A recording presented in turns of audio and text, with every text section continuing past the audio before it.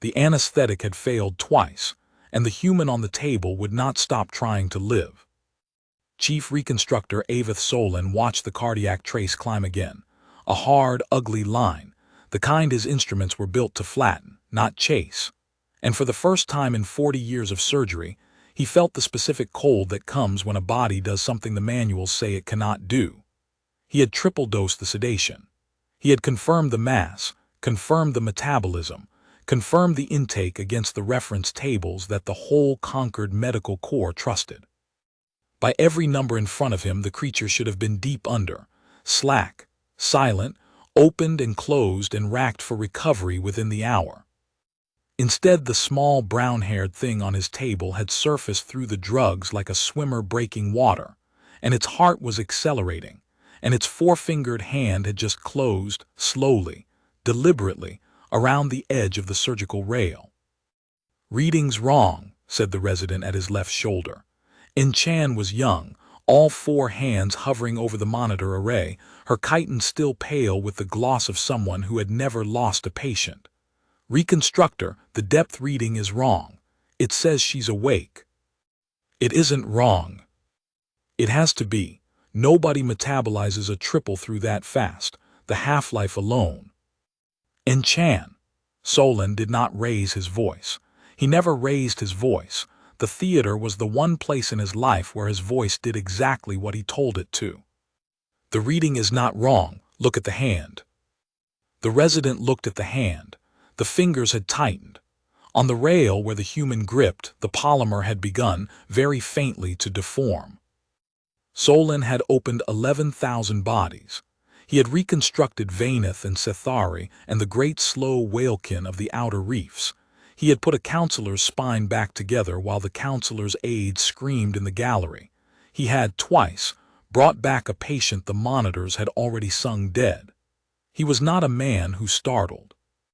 But he stood over this one now, this salvage case, this two-legged casualty pulled out of a burning dropship 6 hours ago and flagged by triage as unlikely to survive transport. And he understood with the flat certainty of a professional that he had never seen anything like it, and that the difference was not going to be small. "Get me another line of sedation," he said, "and get me the intake file, the real one, not the triage summary, whatever the Origin World Registry has." Chan moved. Behind the glass of the observation ring, 3 of the ward's residents had stopped pretending to work. The theater aboard the hospital ring Ossuary 9 was the finest in the sector, a white bowl of a room lit from a dome of daylight panels tuned to a G-class star that none of them had been born under. Everything in it was designed around the assumption that a body, cut, would cooperate, that it would bleed at a rate you could predict and clamp, that pain, blocked at the root, would stay blocked, that a thing rendered unconscious would have the decency to stay that way. The whole beautiful machine of conquered medicine rested on that assumption, the way a bridge rests on the ground being solid. The human's eyes opened. They were not the eyes of something that had just clawed up out of a triple sedation. They were clear, pale gray, ringed with the burst red of a body that had been through a pressure event, but clear, tracking, focusing, finding the light, and then finding, above the light, the tall four-armed shape of the surgeon leaning over the open wound in its own torso. Solon had watched patients wake mid-procedure before. It was the worst thing that could happen in a theater, and he had trained for it for a century. The thrash, the scream, the surge of catecholamines that turned a clean field into a slaughter. Every instinct he had was already braced for the human to buck against the restraints and tear itself apart. It didn't. The gray eyes settled on him. The mouth, small, mobile, ringed with the strange soft flesh of a species that had no proper mandible, moved. And the sound that came out, cracked and low and threaded through the translator bead in Solon's oral canal, was not a scream. "How bad?" the human said. For a moment no one in the theater moved at all. "Say again," Solon said. He had not meant to answer it. One did not converse with a patient whose chest cavity was open to the theater air. "How bad is it?" The human's voice was sandpaper. Its eyes did not leave his. "You've got your hands in me. I can feel a pause, a flicker at the jaw, the only sign that whatever it felt was considerable. I can feel you in there. So it's bad. Just tell me the number. How many others made it off the corrible?" And Chan had come back with the sedation line and stopped, frozen, holding it. "It is speaking," she said uselessly. "It is asking about its crew," Solon said. He was looking at the wound. He was looking at what the wound was doing. And that was the first moment. He would mark it later, in the report that would eventually be read by beings whose names he did not yet know, that the cold in him changed from the cold of a difficult case to something with a different shape entirely. Because the wound was closing. Not healed, nothing so simple, but along the torn edge of the great muscle wall he had cut to reach the ruptured organ beneath, the bleeding, which should have been a steady arterial insistence, the thing he spent half his working life managing, had slowed to a weep. The vessels had clamped themselves. He had not tied them. His clamps sat in the tray, clean. The body had reached into its own catastrophe and begun, without permission, without anesthetic cooperation, without any of the drugs that were supposed to be flooding its bloodstream and shutting it down, to stop the leak on its own. "And Chan," he said quietly, "come and look at this. Reconstructor, the sedation.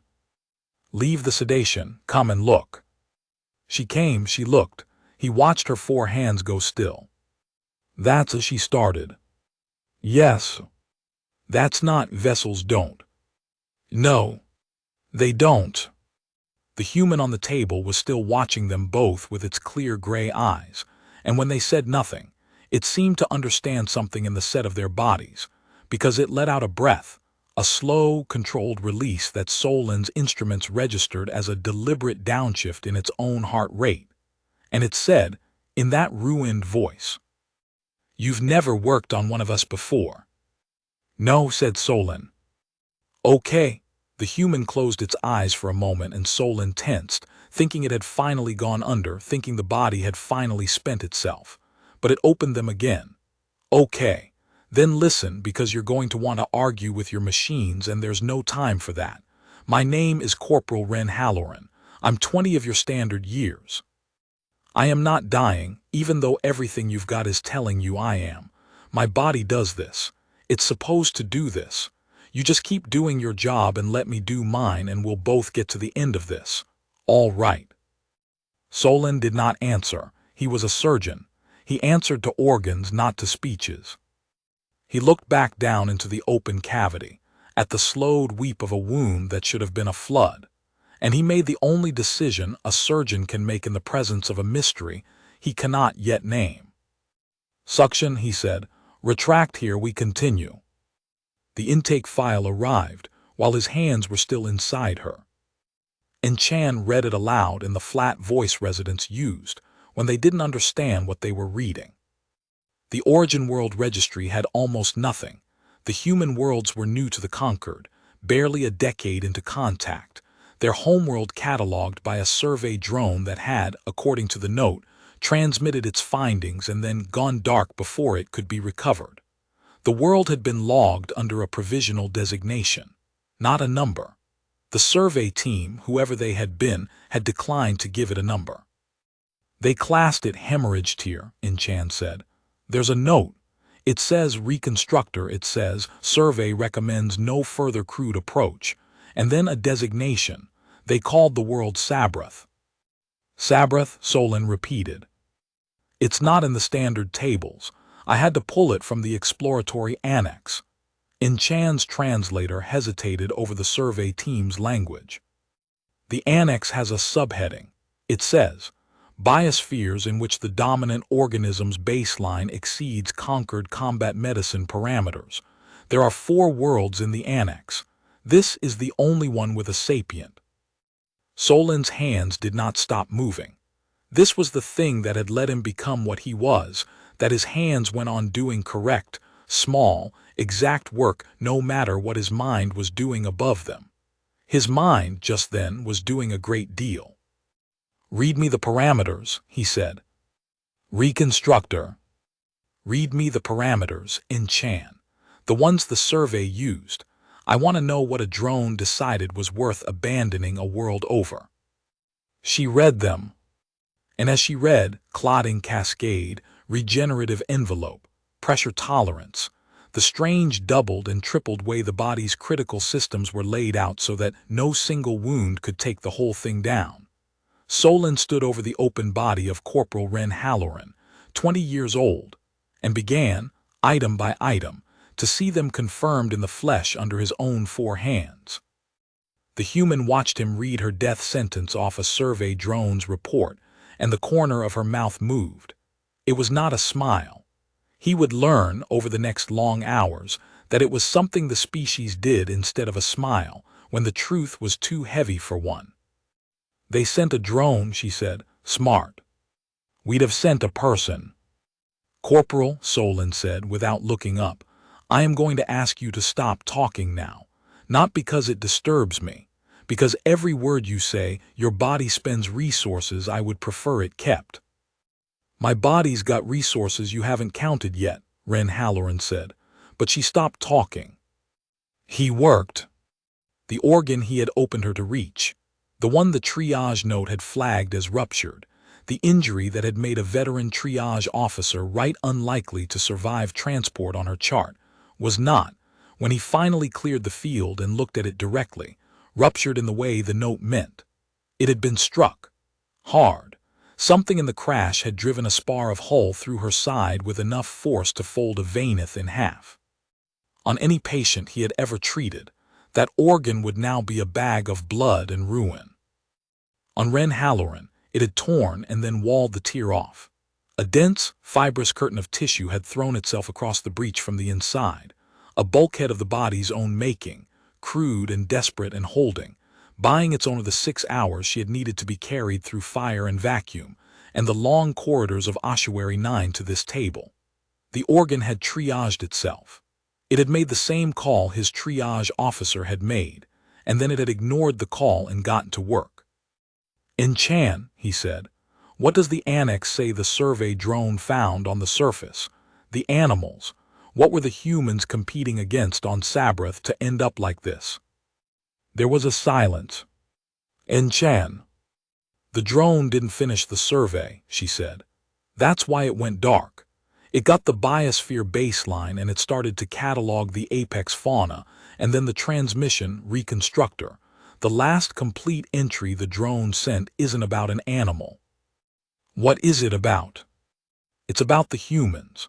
Her voice had gone very quiet, the way a young voice goes when it stops performing competence and simply tells you what it sees. The drone's last entry says the apex predator of Sabrath is the dominant sapient. It says they made everything else on the planet afraid of them. And then it lists what it would take to build a body that could do that on a world like that. And reconstructor, she stopped. Say it. It's the list I'm reading off her right now.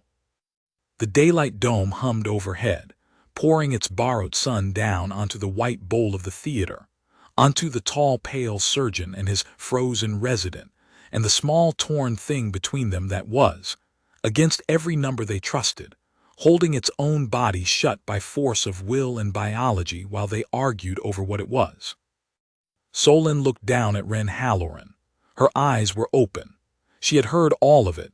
The human hearing was another line item he would come to dread, and she was watching him with the flat, patient, unfrightened attention of someone waiting for a slower creature to catch up. Keep working, she said. You're doing fine. And that a patient, open to the air, reassuring the surgeon, was the moment Aveth Solon stopped thinking of this as an operation and started thinking of it as an education.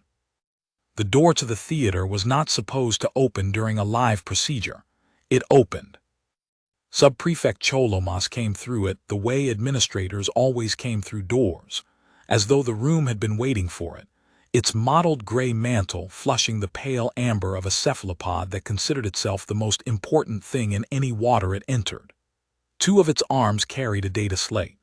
A third trailed behind it, tasting the air of the theater, and Solon watched the tip of that arm go rigid when it found the scent of the human's blood. Reconstructor Solon. The subprefect's translated voice was smooth, unhurried, and entirely certain of itself.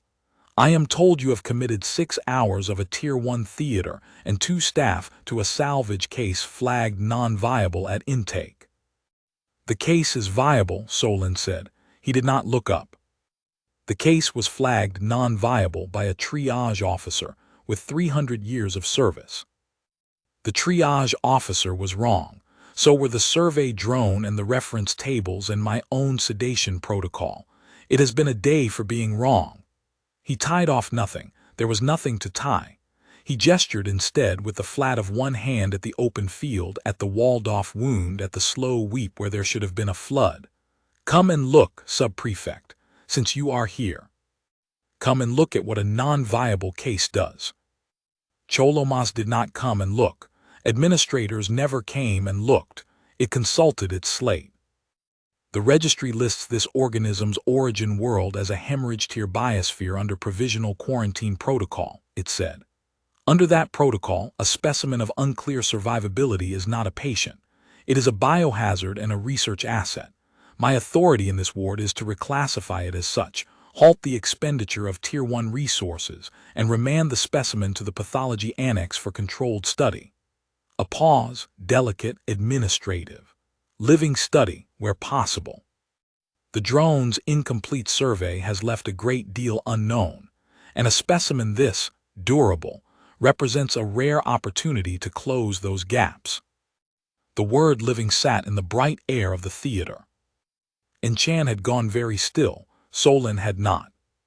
You want to take her off my table, he said, while she is on it, and open her again somewhere with worse light to find out how she works. I want to correct a misallocation of resources, said Cholomas, and pursue a scientific interest that serves the entire Concord. You are a reconstructor, Solon. You put things back the way they were. I am asking a different question. I am asking what this thing is. On the table, Ren Halloran turned her head. She had been silent since Solon asked her to be. He had watched the numbers do it, every resource inward, dropping her own heart rate, banking whatever the body banked, letting the surgeon work. Now she opened her eyes and looked, not at the subprefect, but at the ceiling, at the borrowed daylight, and she spoke to it in the mild, cracked, conversational voice of a woman lying open on a table discussing the weather. I speak Concord trade, she said. Badly, but I speak it, so you should know I heard all of that. Cholomas's mantle flushed a shade paler. It had not, Solon understood, checked whether the specimen could understand it. One did not check whether the meat could understand. The specimen is sedated, it said to Solon, as if that settled the matter of what it had heard. The specimen, said Ren Halloran, is named Corporal Ren Halloran, 3rd Sabrath Expeditionary, and the specimen would like the surgeon with his hands inside her to keep them there, because he's doing good work and I'd rather not start over with the pathology department. She turned her head, slow, deliberate, until her gray eyes found the cephalopod. You pulled 40 of my people out of the corrible before she cracked. My squad and I held the aft lock so your evac teams could get to the mid-bay. That's how I got the spar in me, holding a door for your people, a breath.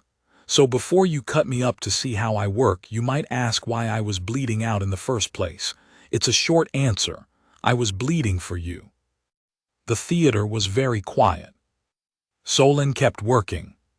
His hands did not know how to stop, and just then he was grateful for it, because the rest of him had gone somewhere cold and still. Holding a door. He had assumed, everyone had assumed, it was in the triage note, it was in the shape of the assumption itself, that a creature this dangerous had come by its wounds doing something dangerous.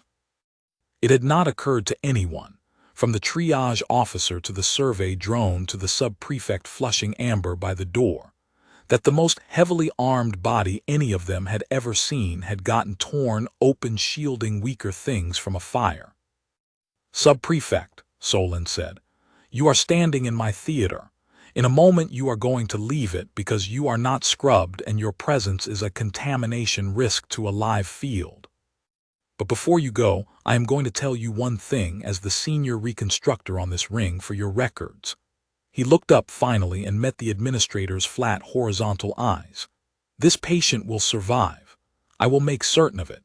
And when she does, the report I file will say that Ossuary 9 offered a wounded ally who bled defending its evacuation, considered filing her under biohazard.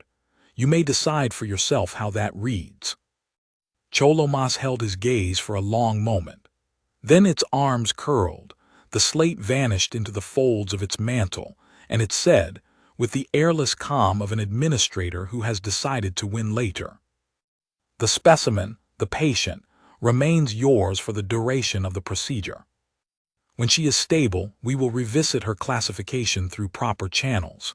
It turned. At the door it paused, one arm tasting the air a final time. "You are a fine surgeon, Solon, but you are sentimental about your table. That has always been your flaw. Do not let it make you forget what you are looking at." The door closed. "I won't," Solon said, to the closed door, and only En-chan heard how quietly he said it, and only En-chan understood that he did not mean it the way the sub-prefect would have hoped. He returned to the wound. The next hours taught him the body the way a slow reader is taught a difficult text, a line at a time, each line forcing him back to correct his understanding of the line before it. He would think afterward that he had gone into Ren Halloran believing he knew what a body was, and that he came out of her knowing that he had only ever known what most bodies were, which was a different and much smaller thing.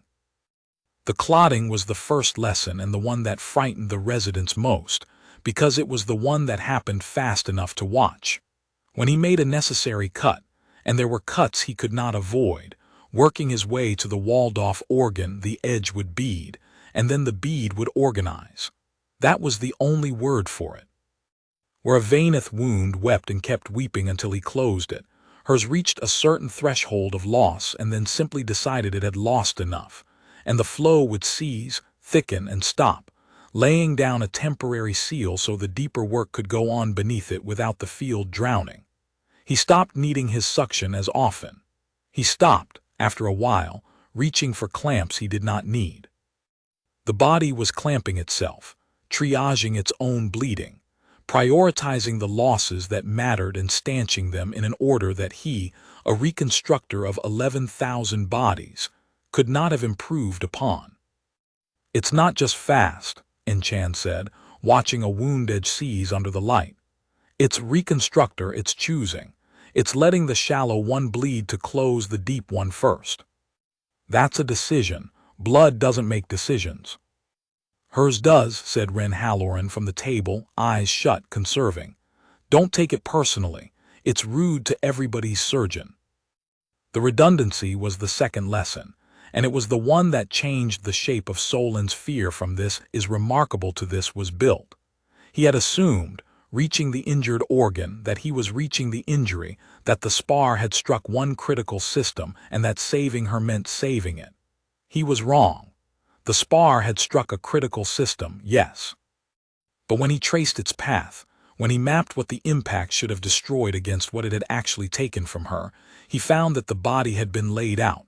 There was no gentler word, it had been laid out, the way an engineer lays out a warship, so that the loss of any one thing did not cost her the whole. The critical work was doubled. Where it could not be doubled, it was buffered, wrapped, placed deep and behind bone. The body had been designed by 4 billion years of a world that hit hard, and the design principle was the oldest one in war. No single hit ends you. Take the blow, wall it off, keep the rest of the fortress fighting. Live.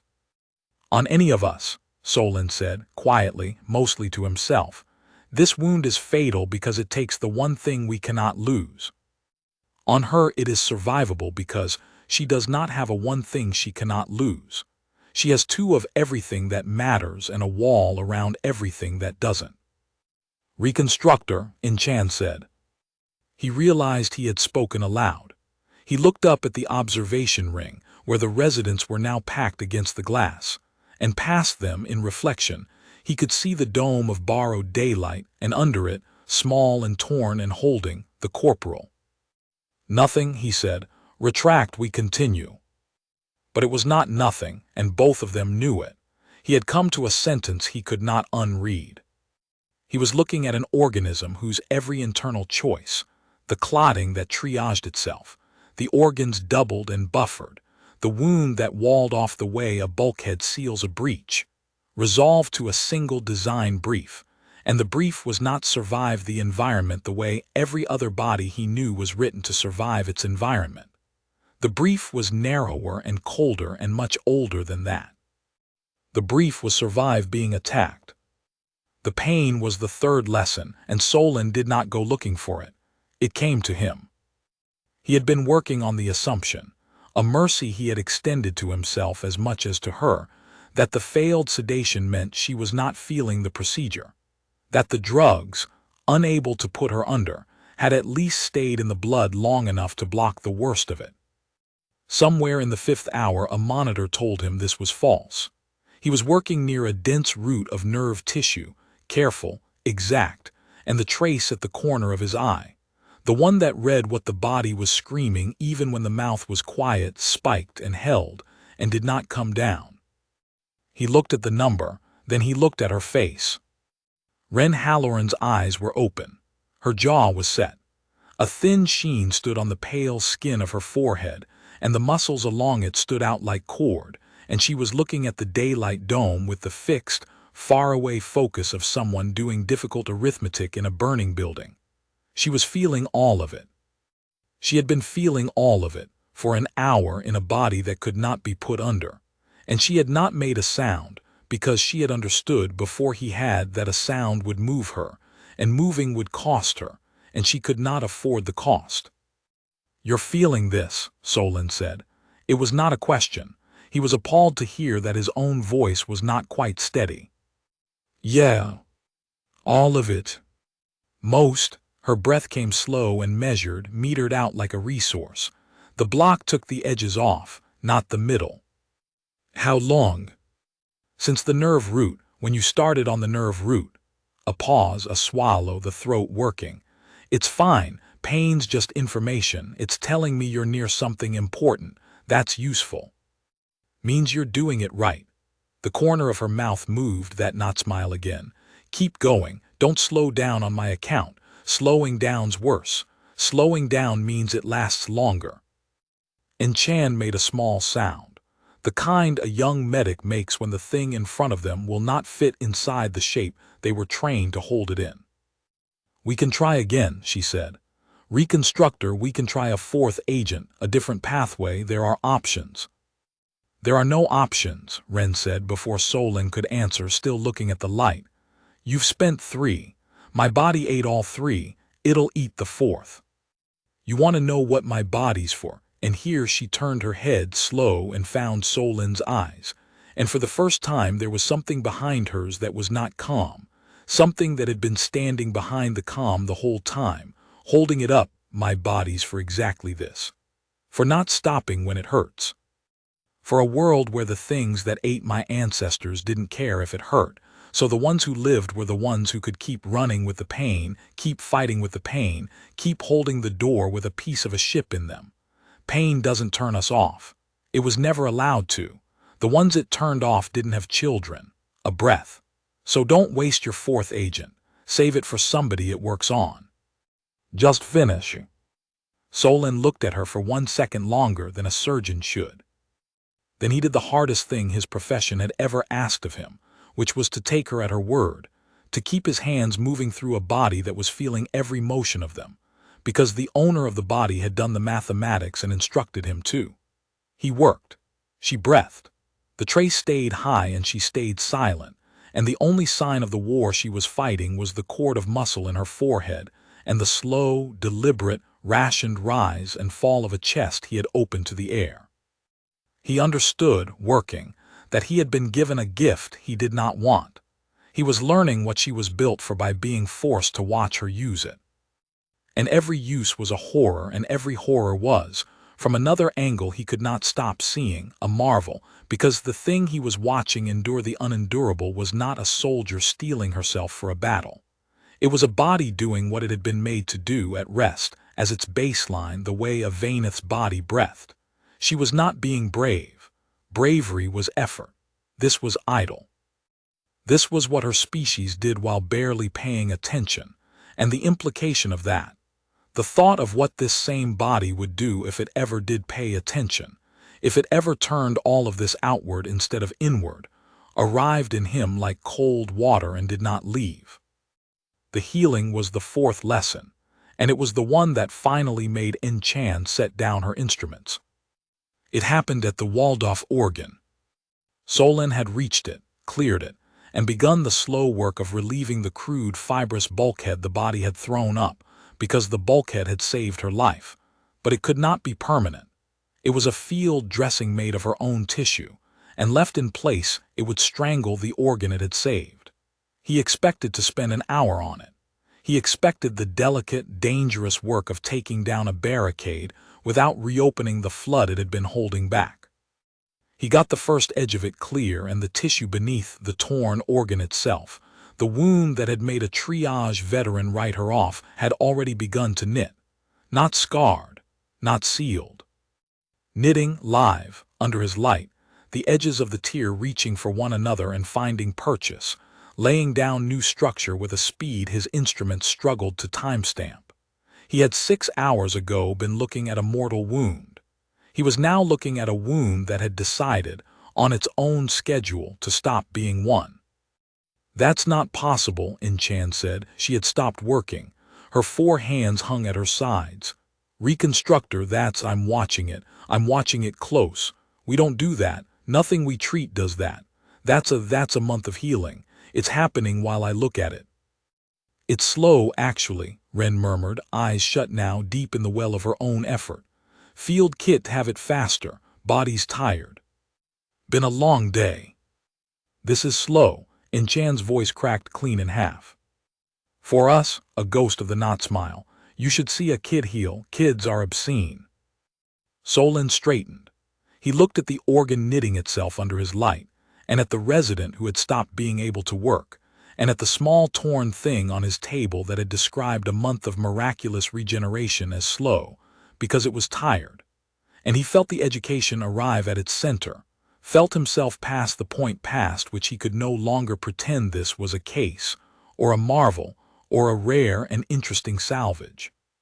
He was looking at a weapon, not a person carrying a weapon. He had operated on soldiers his whole life, put ordnance carriers back together, sewn up the ones whose job was killing. This was different in kind. This was a person who was the weapon, down past the tissue, down in the architecture, in a body that clotted like a fortress sealing its gates, and doubled its organs like a ship compartmenting its hull, and felt agony without flinching, because flinching had been bred out of the line 4 billion years ago on a world that punished it with death.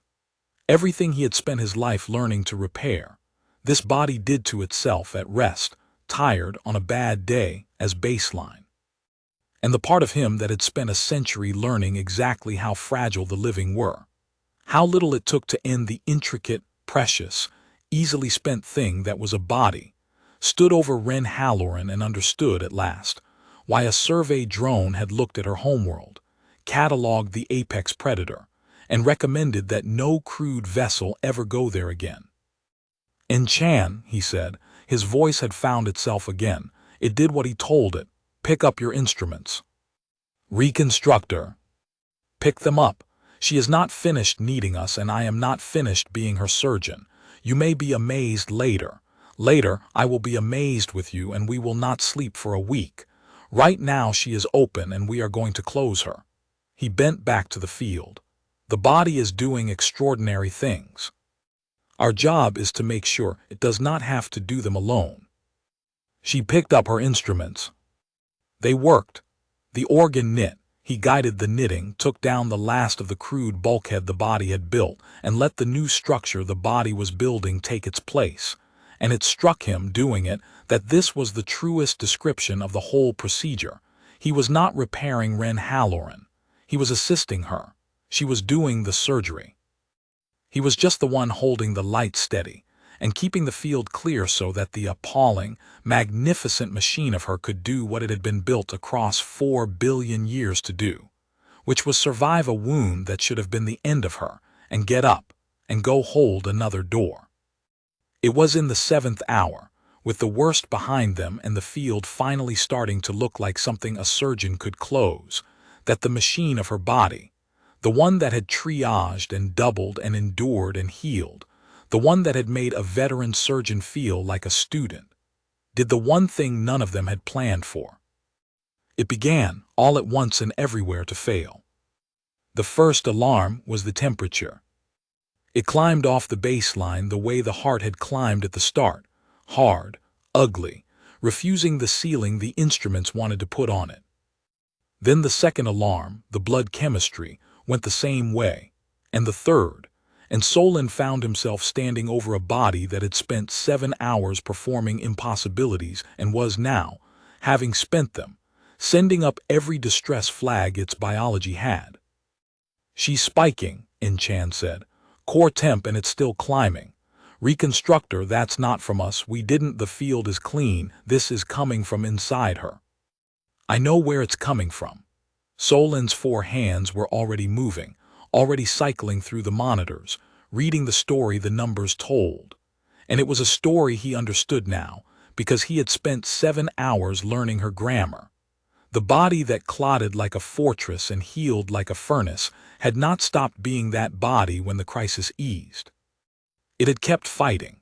It had thrown everything it had at the wound, every reserve, every defense, the whole roaring inflammatory engine that a war world had bred into it to burn out infection and wall off damage and hold the line. And now, with the wound closing, with the enemy in retreat, the engine did not know how to stop. "It's overshooting," he said. "The same systems that saved her.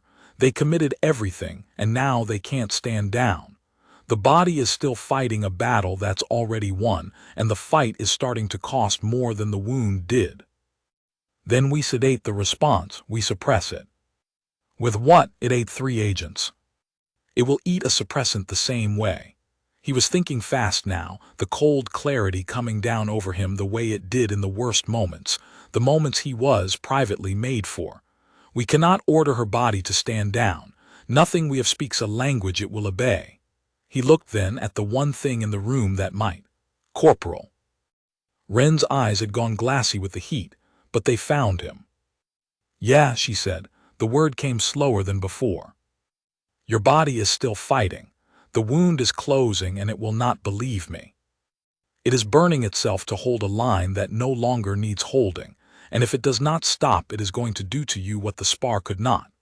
He leaned in over her, into the field of her failing gray eyes, and he spoke to her the way he had never once in his life spoken to a patient, because he had never once had a patient who could do anything about it.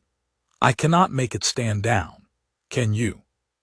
Something moved behind the glassy eyes. Understanding. The specific, terrible understanding of someone being asked to do the one thing her whole biology was built never to do. "Stand down," she repeated. Her voice was thick. "You're asking me to tell it to stop fighting." "Yes." "That's a breath," ragged now, the metering coming apart. "That's the hard one, surgeon. Clotting's easy.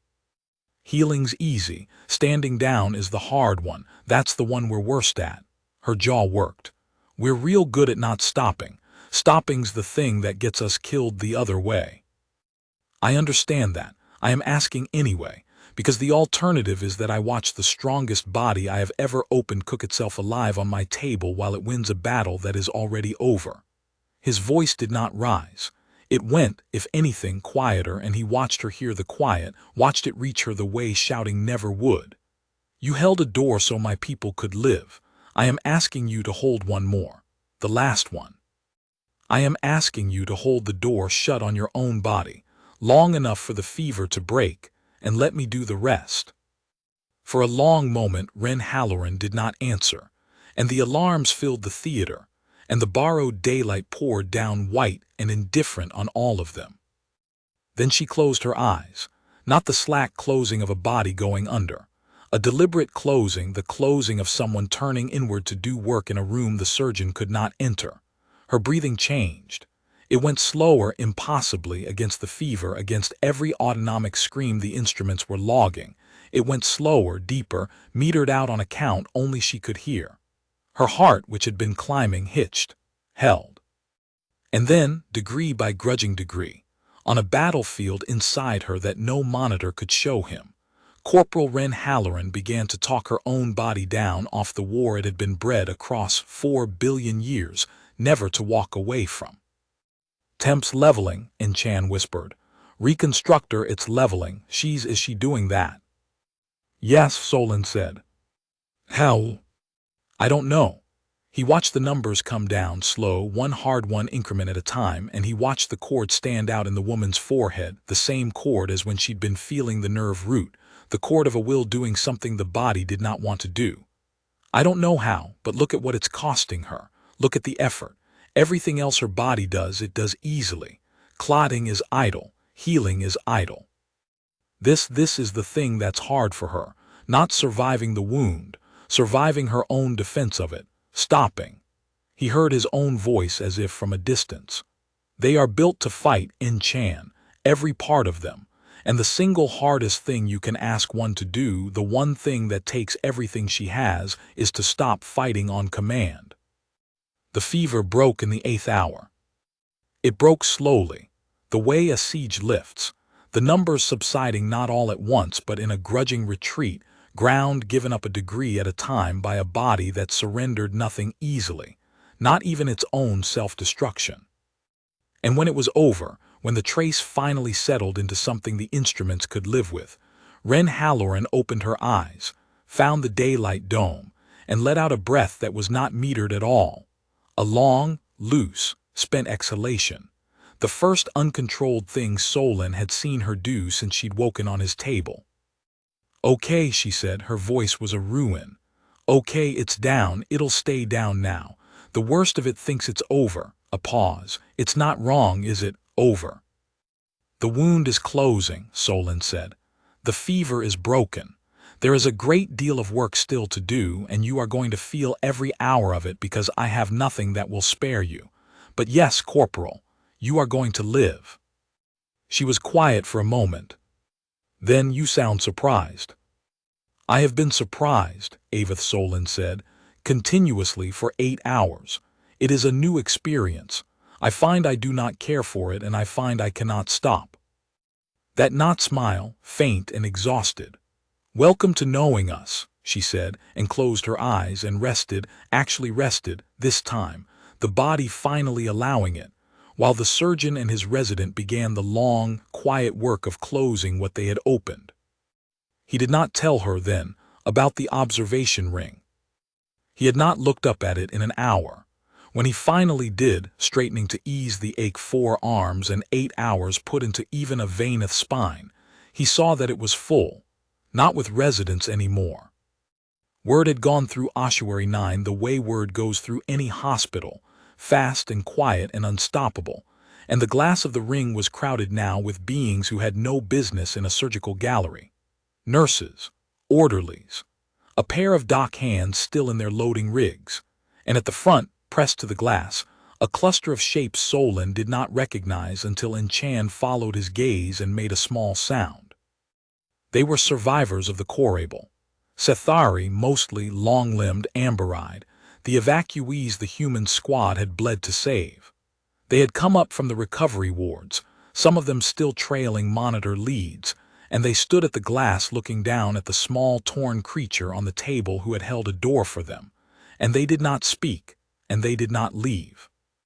One of them, a young Cethari with a burn-scarred throat, had pressed all 6 of her fingers flat against the glass. She was looking at Ren Halloran the way Solon imagined his own people had once looked up at the first star they understood was a sun. "They shouldn't be here," Chan said without conviction. "It's a sterile gallery. Someone should." "Leave them," Solon said.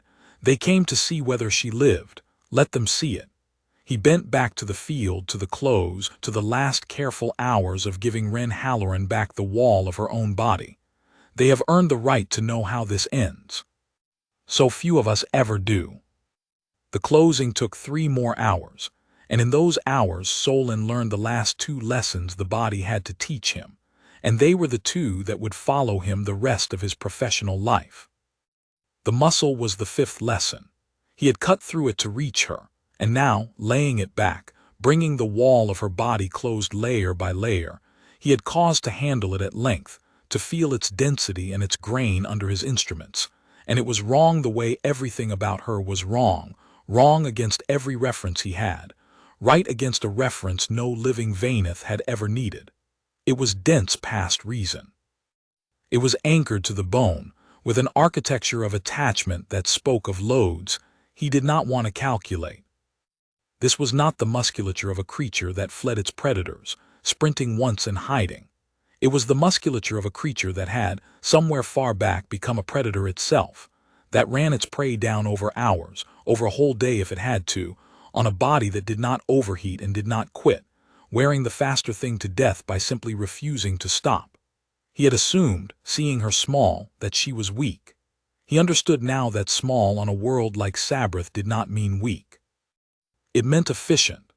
It meant a frame that carried the least it could carry and made every part of it work, and the part it had chosen to spend its economy on was the part that let it keep going after everything else on the field had lain down. "She's built to last," he said, half to himself, laying the muscle closed. "Not to win fast, to last, to be there at the end of the fight on her feet when the thing that was hunting her is finished." He thought of the fever, of the 8 hours she had already spent, of the way she had described a month of healing as tired. You could not defeat this by outlasting it. That is the entire point of it. It was designed so that outlasting it is the one thing you cannot do. Enchan, threading a closure beside him, said nothing. But he saw her look at the muscle under her own hands, and he saw her understand, and he saw a young medic revise, permanently, her sense of the ceiling on what a body could be. The last lesson was the immune memory, and it was the one that finally frightened him all the way down, because it was the one that told him her body did not merely survive war. It remembered it. He found it in the blood work, in the long assays that ran while he closed. The human body, the annex said, and the assays confirmed, kept a ledger. Every insult it had ever survived, every poison and pathogen and injury, it wrote down in a language of its own cells and carried forward, so that the second time was never as bad as the first, so that a thing that nearly killed you as a child could not touch you as an adult, so that the body learned its enemies and did not forget them. It was an archive of every war the flesh had ever fought, maintained at readiness, indexed, waiting. His own people's bodies did a pale version of this and then, cruelly, let the memory fade. Hers did not let it fade. Hers built a library and kept it lifelong, and passed a starter set of it to its children before they drew breath, so that a human infant came into the world already carrying its mother's hard-won knowledge of what had tried to kill her. They inherit it, he said. He had stopped working. He was looking at the assay. The wars, she carries what her mother survived. Her mother carried what her mother survived. It doesn't reset. In Chan, nothing about them resets. They accumulate. Every generation of them is standing on every war the generation before it lived through, and they don't have to be taught it. They're born holding it. He set the assay down with a care that was almost reverence, almost dread. We are looking at a species that cannot be worn down, cannot be outlasted, cannot be surprised twice, and does not forget. And it has been in the galaxy for 10 years. And we filed its homeworld under Do Not Approach, and it's wounded under Biohazard, and we never once asked the only question that mattered. "Which question?" Enchan said quietly.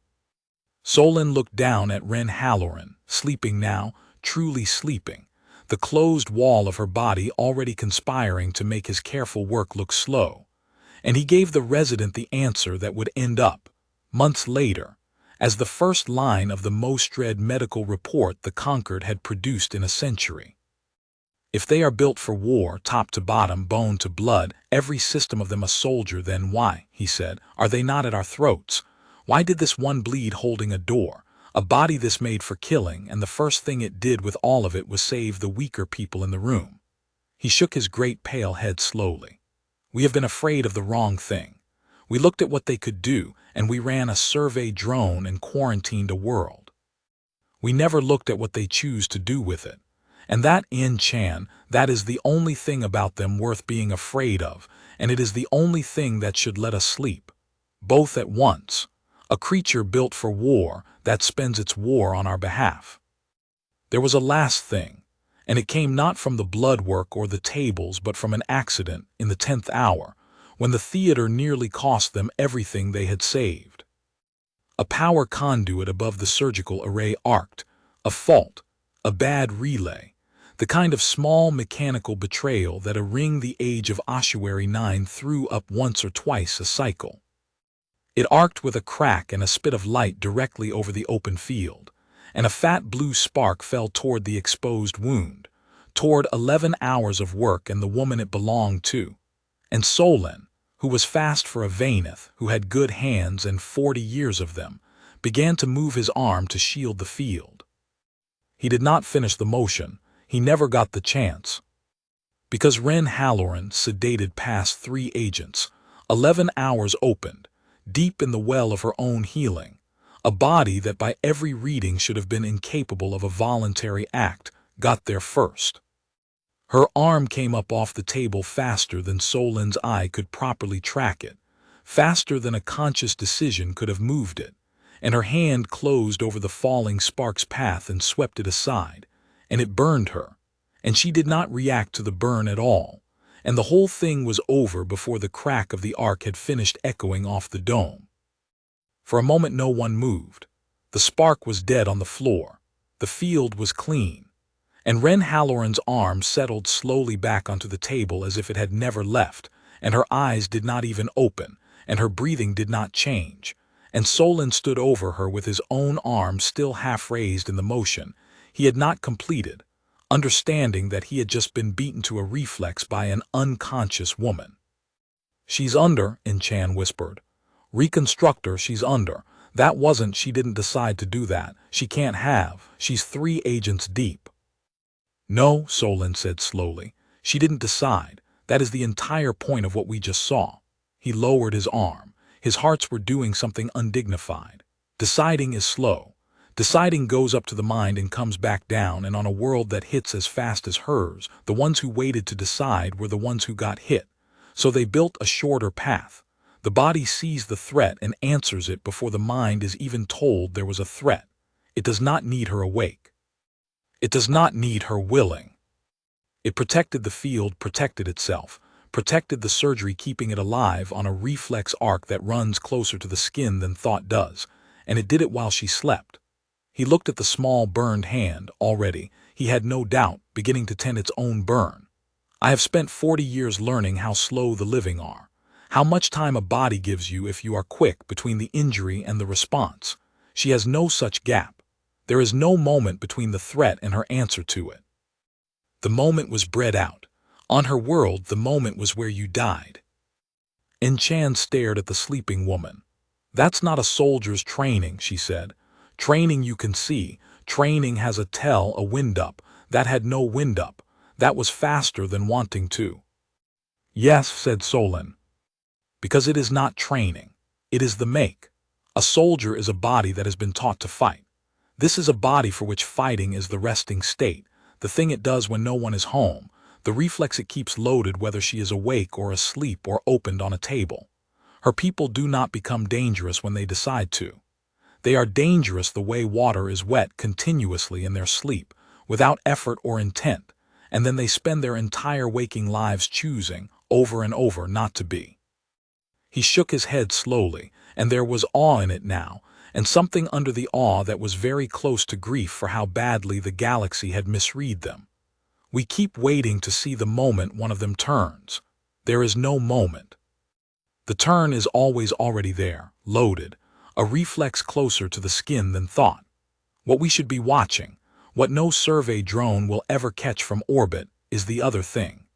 The unbroken, lifelong, sleeping and waking discipline of a creature that could answer every insult before the insult finished landing, and mostly, almost always, chooses to let it land instead."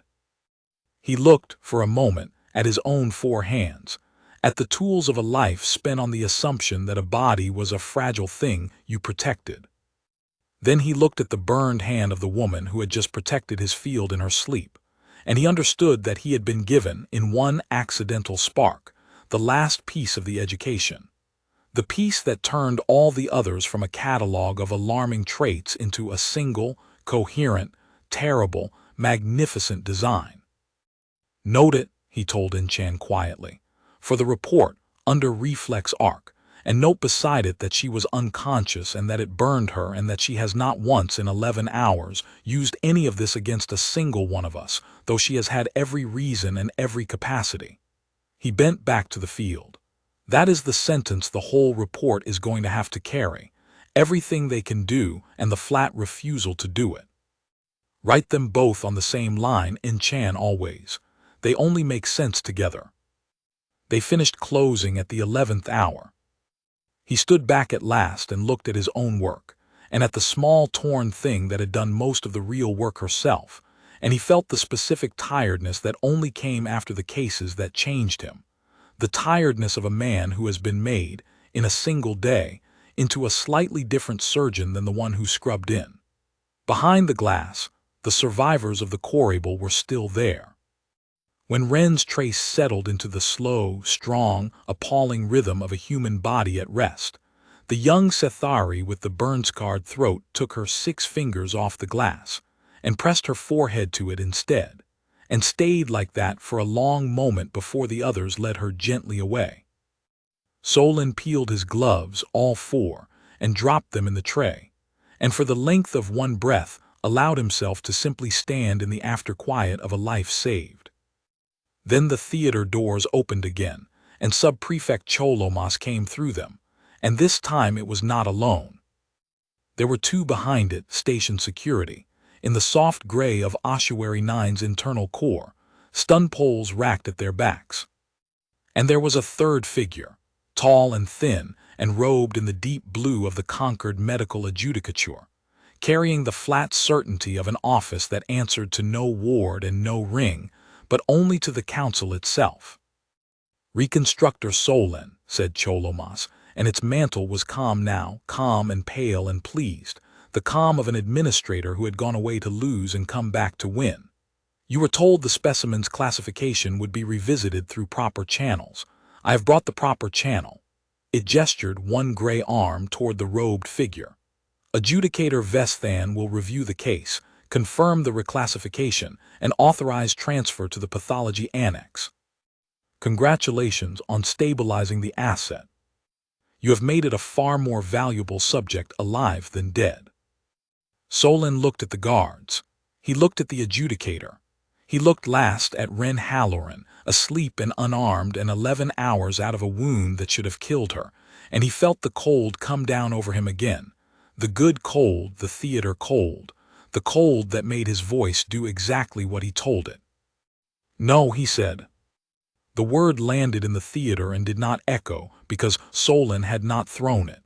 He had set it down, flat, the way he set down a scalpel he was finished with. "No," Cholomas repeated, as though tasting something spoiled. "Reconstructor, you misunderstand the situation. This is not a request. The adjudicator carries a council writ." "Then the adjudicator can read me the council writ," Solon said, "while I explain to the adjudicator what the council writ is about to do." He turned to the tall robed figure, and he inclined his head with the exact, measured courtesy of a man who had reconstructed a counselor's spine and been thanked for it in chambers. "Adjudicator Vesthan, I am the senior reconstructor of this ring. I have been inside this patient for 11 hours. I am, at this moment, the single greatest living authority on her physiology in the Concord, and I am telling you that the reclassification the sub-prefect wants your signature on is founded on an error, and that if you sign it, you will be the name at the bottom of the error." The adjudicator regarded him. Its eyes were pale and lidless, and gave away nothing. "Explain the error," it said. "The writ classes her as a specimen of a hemorrhage-tier biosphere under quarantine protocol, a biohazard, a research asset." Solon gestured at the sleeping woman. "You are looking at the asset. You are also looking at a decorated soldier of a conquered adjacent power, wounded in the course of evacuating conquered citizens from the loss of the transport corable. 40 Sethari are alive in the recovery wards of this ring, because this asset and her squad held an airlock against a hull fire long enough for your evac teams to reach them. That is not in the survey drone's annex, adjudicator. It happened yesterday, in real space, to real people who are currently pressed against that glass. He did not raise his voice. He did not need to. You may reclassify her as a biohazard, but you will be doing it over the bodies of 40 living witnesses who will spend the rest of their lives telling anyone who asks what the conquered does to the ones who bleed for it. Sentiment, said Cholomas. Precedent, said Solon, which the adjudicature exists to protect and the subprefect does not. For the first time, the amber flush in the cephalopod's mantle faltered. The adjudicator was silent for a long moment. Then it moved a slow turn of its robed shape toward the table, toward the small sleeping thing that all this weight of authority had come to carry away, and it studied her, and Solon watched it study her, and he understood that the case was, in this instant, genuinely undecided, that the tall blue figure could go either way, that a life hung on whichever thing an alien bureaucrat had been trained to see first, the threat or the person. Ren Halloran opened her eyes. She did it without drama, the way she did everything, no gasp, no lurch, just the clear gray eyes coming open and finding the ceiling and then, unhurried, finding the 4 figures standing over her. Solon saw her read the room. He saw her clock the guards, the stun poles, the robed authority, the pleased gray administrator in the space of a breath, and he saw her understand all of it, and he saw her decide, with the same economy her body brought to everything, exactly how much of herself to spend on it. They want to take me somewhere, she said. Her voice was still a ruin, but it was steady. It was not a question, and it was not to Solon. It was to the adjudicator. Do not address the Cholomas began. I'm addressing the one in blue, Ren said mildly, not looking away from Vesthan. The gray one's already decided. The one in blue hasn't, so I'll talk to the one in blue. She let out a slow breath, banking it, metering herself even now. You're deciding whether I'm a person or a thing. I'll make it easy. I don't care which you decide. I've been a person my whole life and it didn't get me a softer table. What I care about is the 40 of your people down the hall who are alive because mine aren't.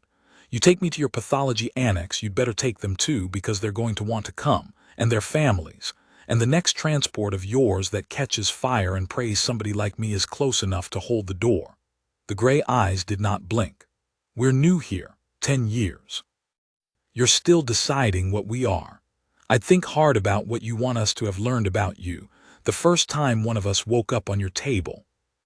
The theater was silent. Solon watched the adjudicator's pale eyes move from the woman to him and back, and he watched the weight of an entire relationship between 2 young powers come to rest, for one absurd and enormous moment, on the shoulders of a tired bureaucrat in a surgical suite. Subprefect, Vesthan said at last, the writ is stayed. The amber drained clean out of the cephalopod's mantle. Adjudicator. The writ is stayed, Vesthan said again, without heat, in the voice of an office that had made its decision and would not be discussing it. Pending full review. The patient is not a specimen. She is a foreign national and a documented combatant rescuer, and her disposition is a matter for the diplomatic corps, not the pathology annex. You will file your reclassification request through those channels, and they will deny it, and you will have wasted a great deal of everyone's time, including mine. It turned to Solon. Reconstructor, your patient remains in your care. I will want your full physiological report for the review, everything you found. I expect it will be extraordinary. It will be, Solon said. That is the problem with it. The adjudicator held his gaze a beat longer, as if it had heard something under the words, and then it gathered its blue robe and swept from the theater, and the guards went with it, and Cholomas, pale, arms tight, defeated for now and only for now, went last, pausing at the door the way it had before. You have made an enemy of a very patient office today, Solon, it said. Pathology does not forget. We inherit our grudges the way your patient inherits her wars. Its horizontal eyes found the sleeping woman a final time. I will read your report with great interest, and when the diplomatic review is over and the novelty has faded and she is just another dangerous thing in a galaxy full of them, I will still have my questions, and I will still have my annex. I have no doubt, Solon said. The door closed, and in the after-quiet, Ren Halloran let her head fall back against the table and shut her eyes and said to the daylight dome, in a voice gone suddenly, deeply, ordinarily tired, I hate hospitals.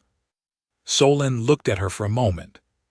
Then, for the first time in 11 hours, for the first time, Enchan would later swear, in the several years she had assisted him, the chief reconstructor of Ossuary 9 made a sound she had never heard him make. It was low and dry and brief, and it took her a moment to place it, because she had never had cause to file it under his name. He laughed. Ren Halloran should have spent a month in a recovery ward. She spent 4 days, and 2 of those were an argument.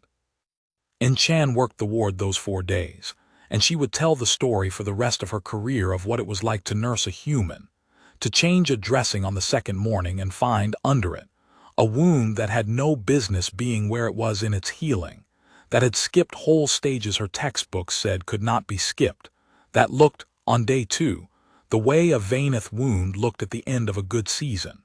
She learned to stop gasping. She learned that the human found the gasping funny, and then, when she got to know the human a little, that the human found it sad, because the human understood that every time a conquered medic gasped at how fast she healed, the medic was telling on their own world, telling how gentle it must have been, how forgiving, how little it had ever asked of the bodies it made. Yours never had to do this, Ren said on the 3rd day, watching Enchan fail to hide her astonishment at a scan. That's not a weakness. It's a gift. It means nobody ever spent 4 billion years teaching your grandmothers to bounce back from being torn open because nothing was tearing them open. You come from a nice place. She said it without irony, looking at the borrowed daylight through the ward's dome. I'd have liked to come from a nice place. Enchan did not know what to say to that, so she said the true thing, which was, I'm glad you came from wherever made you able to hold that door. Ren looked at her for a moment. Yeah, she said, me too, most days. She was, in every other way, the worst patient Enchan had ever nursed, and Enchan came to treasure her for it. She refused the pain block on the 2nd day, not out of stoicism, she said, but out of accounting. The block dulled the wound, and the wound was information, and she wanted the information, wanted to feel exactly how the healing was going so she would know the hour she could stand. She got out of the bed when no one was looking and did slow, deliberate, appalling exercises against the wall, and when Enchan caught her at it and protested, she said only, a body you don't use forgets what it's for. Mine can't afford to forget, and kept going. She ate everything they brought her and then more, twice the ration a body her size should have wanted, because the healing was a furnace and a furnace needs feeding, and she apologized for the appetite the way another patient might apologize for a complaint. And once, when a monitor alarmed in the next bay and a young Vaineth orderly flinched, Enchan watched Ren Halloran come half off the bed toward the sound before she was awake enough to know she'd moved. The same loaded reflex, closer to the skin than thought, ready to run toward the trouble even here, even torn open, even in a room full of people whose whole job was to keep trouble away from her. She caught herself and lay back and said nothing. But Enchan had seen it, and she understood that the thing did not switch off, ever, and that the woman spent a quiet portion of every hour switching it off by hand. Does it tire you? Enchan asked her once, holding it down all the time, choosing all the time. Ren considered the question longer than Enchan expected. Yeah, she said finally, it's the tiredest thing there is. It's the thing that actually wears us out, not the fighting. We're built for the fighting, the not fighting, That's the part nobody sees, because when we do it right, nothing happens and nobody ever thanks you for the nothing. The not smile. But you do it anyway, every day. Because the day you get too tired to choose is the day you become the thing everybody was always afraid you were, and we'd rather be tired. She looked at the ceiling, at the borrowed light. That's the whole secret if your report wants one. We're not gentle. We're just very, very disciplined about not being what we are. And we've been doing it so long it looks like gentleness from the outside. Let it. It's close enough, and the difference only matters to us. The Sethari came on the third day. The young one, Ilu, with the burn-scarred throat, led 6 of the others up from the recovery wards, and they filled the doorway of Ren's room the way the survivors had filled the observation glass, silent and uncertain and unwilling to leave. They had brought nothing, because they did not know what one brought to the person who had traded their own body for yours. They stood, and Ilu came forward, and in the careful, damaged voice of someone learning to speak again through a healing throat, she said the human's name, Ren Halloran, the whole of it, first and last, the way you say a name you have decided to keep. And then she ran out of conquered trade and simply stood there, 6 fingers open at her sides. Ren, propped up in a bed built for a body twice her size, looked at the 7 aliens her squad had bled to save, and Enchan watched the human do the only thing Enchan ever saw crack her composure, which was to be thanked. You don't have to, Ren started and stopped, and something moved in the gray eyes. It's the job. You'd have done the same. And Ilu, who had been on the corable, who had felt the heat of the lock the humans held, said, in her broken new voice, the truest thing anyone said in those 4 days. No, we wouldn't have. That's why we came. Because we know we wouldn't have. And you did. Solon, standing in the corridor outside, heard it and wrote it down. He was writing everything down. The report the adjudicator had asked for grew, over those 4 days, from a physiological summary into something else, something he had not set out to write and could not stop writing, a document that started in the language of medicine and kept breaking, paragraph by paragraph, into the language of a man trying to describe a thing that had changed him. He wrote the clotting and the redundancy and the endurance and the immune ledger. He wrote the muscle built to last, not to win fast. He wrote the fever, and the 8 hours she had spent talking her own body down off a war, and the sentence he could not stop returning to, the one he set at the head of the report and then 4 times tried to soften and 4 times could not. The human body is not built to survive its world. It is built to survive war. Every system I examined resolves to that single brief. They are, at the level of the flesh, soldiers not by training but by make. And the most dangerous fact about them, the one this report exists to convey, is not that they are built for war. It is that a species built this thoroughly for war has, in 10 years of contact, given us no war at all. They spend the whole terrible engine of themselves on holding doors. We must understand why, because our safety does not rest on their weakness. They have none. It rests entirely on their choice. He wrote late, in the small station cycle hours. In an office with a daylight panel he kept tuned to the star of a world he had never seen. And more than once, writing, he stopped and looked at the panel and thought about the survey drone that had catalogued Sabrath and recommended no crewed approach, and he understood the drone had been right and wrong in the same breath. Right that the world was too dangerous to walk on. Wrong about which direction the danger pointed. The drone had been afraid of what the humans could do to a conquered landing party. It had never once been afraid of the thing that should have terrified it, which was what a conquered landing party might do to them. And what a species that forgave that came out into the galaxy anyway, that held doors for the people who had quarantined its home, might be capable of if it ever stopped forgiving. On the 4th day, the humans came for their own.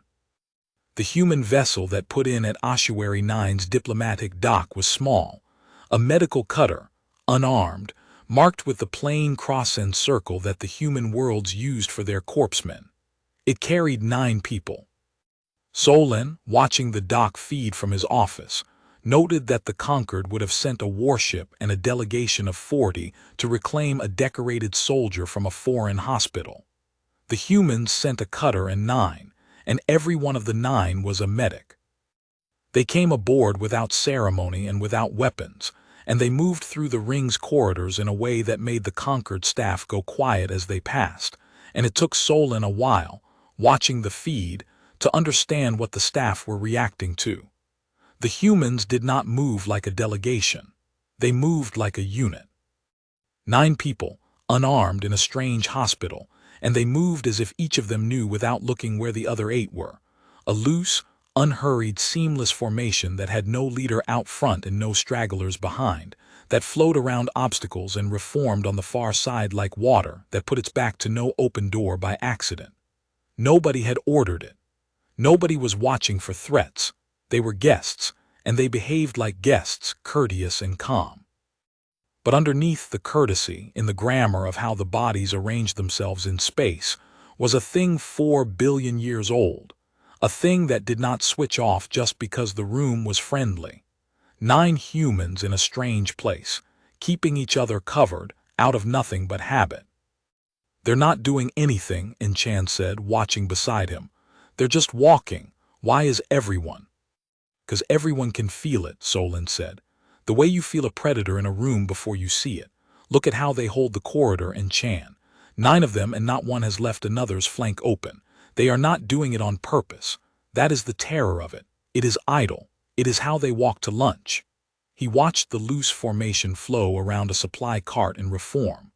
"We are watching a pack that has forgotten it is a pack, because it has never once in the lives of these 9 individuals had to remember." The delegation was led by a young officer named Ferber, lieutenant, 26 of his standard years, a corpsman with a surgeon's hands and a diplomat's stillness.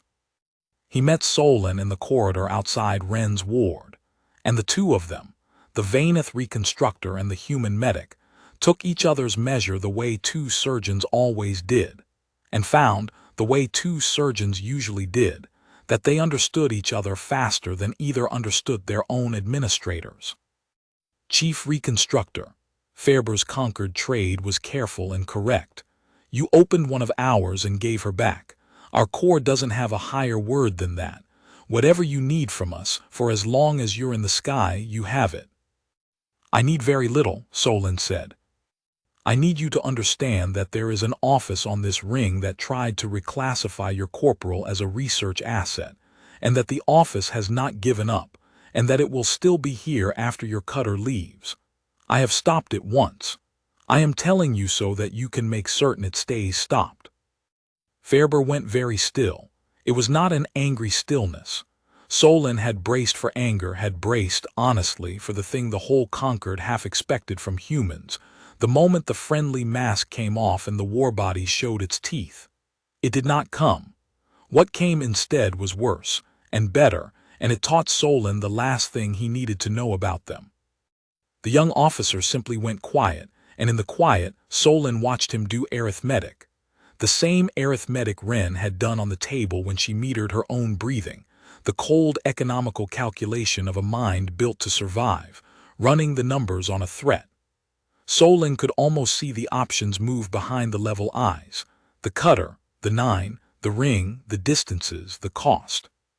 He could see the young man understand exactly how much violence was available to him and exactly how quickly he could bring it, and he could see him, deliberately, the way Wren had talked her fever down, decline it. "Thank you for telling me," Ferber said at last, evenly. "We'll handle it through your diplomatic corps, properly, on the record." A pause. "I'd rather do it that way." "You considered doing it the other way," Solon said. He had not meant to. It came out of him, quiet and certain, the observation of a man who had spent 11 hours learning to read these people. "Just now, I watched you consider it." Ferber looked at him for a long moment, and then he gave Solon the not smile, the same one, the exact same expression Wren made when the truth was too heavy for anything else, and Solon understood it was not Wren's alone. It belonged to all of them, a whole species way of holding a thing too large. "We always consider it," the young officer said simply. "That's the part your survey drone got right, Reconstructor, and the part it couldn't understand. We're always, all of us, aware of exactly how much harm we could do. Every second. We grew up knowing it. It's the water we swim in." He glanced through the ward door to where Wren sat propped in a bed too big for her alive. "The whole of being human is knowing precisely how much damage you're capable of and then spending your entire life choosing over and over every day not to do it. That's not weakness. That's the discipline. That's the only thing we're actually proud of." He looked back at Solon. "Your people think our strength is the scary part. It isn't. Our strength is just biology. The scary part, the part you should tell your council about, is our restraint, because it's a choice, and anything that's a choice can be unmade." The thing that proved Fairber right happened before his cutter could leave. It came as a sound first, a deep, structural cough that ran through the whole ring, the sound a station makes when something has gone wrong far away and the wrongness is traveling. Solon had served aboard HFY for 30 years, and he had heard that sound exactly twice, and both times people had died. He was on his feet before the alarms caught up to it. The alarms caught up to it. The dome panels flushed from daylight white to the hard amber of a general emergency, and the ring's voice came down through every corridor at once, flat and quick. "Decompression event, Dock Spine 4.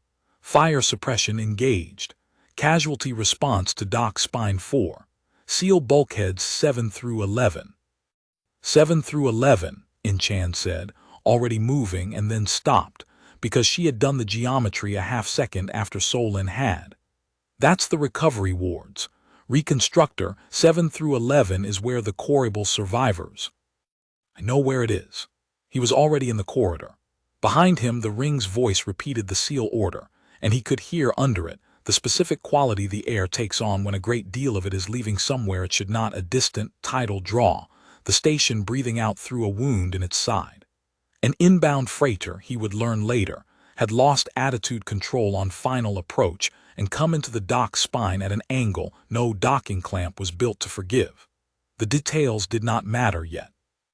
What mattered was that a section of HFY was on fire and open to space, and that there were wounded in it, and that the bulkheads were about to seal, as they were designed to seal, as they had to seal, to save the rest of the ring with people still on the wrong side of them. The humans were already there. Solon came around the curve of the corridor into Dock Spine 4 and stopped, for 1/2 second, because the scene in front of him rearranged his understanding of the word fast. The 9 human medics had been quartered near the diplomatic dock, one section over, and in the time it had taken the alarms to finish their first cycle, all 9 of them were in the breach, not gathered at the edge of it, being briefed, forming a plan, the way conquered response doctrine required, but in it, already working, already moving casualties, having assessed and deployed and begun in the seconds while everyone else was still processing that something had happened. Solon watched Lieutenant Fairber, who 4 minutes ago had been discussing diplomatic channels in a quiet corridor, drag a Sethari patient clear of a buckling panel, and hand her off without breaking stride and turn back into the smoke for the next one. And he understood that he was watching the thing the survey drone had been afraid of, turned inside out, the war body at full output, all of it, the speed and the strength and the refusal to freeze. And that every erg of it was being spent pulling strangers out of a fire. "The bulkheads," someone was shouting, a conquered dock officer, its voice cracking. "The bulkheads are sealing, we can't hold them, doctrine says we seal, and we've still got people past 9, we've got patients past 9. The bulkhead at section 9 was closing. It was a slab of the ring's own bone, a meter thick, driven by systems that did not care what was in the gap, and it was closing, and past it, Solon could see through the narrowing gap, were the recovery wards and the amber light, and shapes moving in the smoke that were trying to reach the gap and not going to make it in time. Wren Halloran got there first. She had no business being on her feet. She was 4 days out of a wound that should have killed her, and she came down the corridor at a dead sprint anyway, past Solon, past the shouting dock officer, and she hit the closing bulkhead, and she put herself in the gap, braced her small torn body across the meter-thick slab of a door built to seal against vacuum, and set her feet and held. It should not have been possible. It was not in any real sense possible. A body cannot arm wrestle a ring structural bulkhead.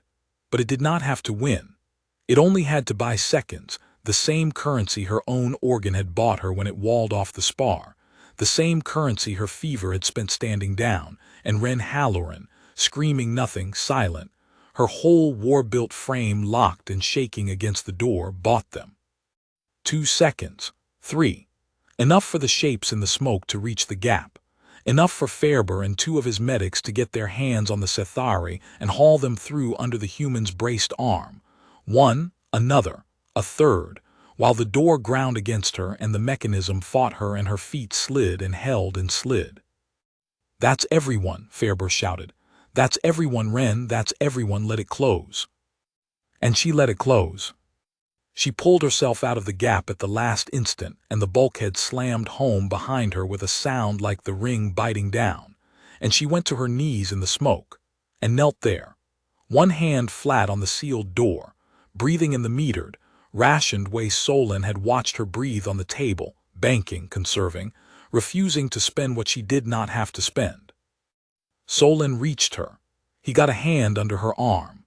She was shaking, and the front of her recovery dressing had gone dark, and he knew without looking that she had torn open the work he had spent 11 hours doing. "You have undone your surgery," he said. "Yeah," Ren said. She was looking at the sealed door. On the far side of it, alive, were the people who had been on the wrong side. "I'll heal."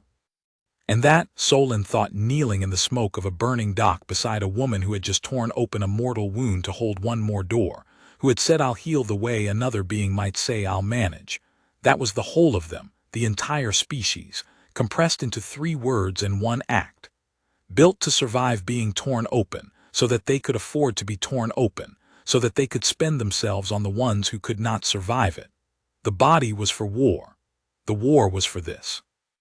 Every terrible gift the flesh carried, 4 billion years of it, and they had turned the whole armory to the single purpose of standing in doors that were trying to close, so that weaker things could get through. Subprefect Cholomas was on the wrong side of Section 11 when the freighter came in. Solon learned this the way everyone learned it, in the ragged hour after the seals held the accounting of who was where, the grim arithmetic of a station taking stock of its own wounds. The subprefect had come down to the diplomatic dock to watch the humans leave, to be certain they left, to make sure its research asset did not depart the ring without a final protest logged.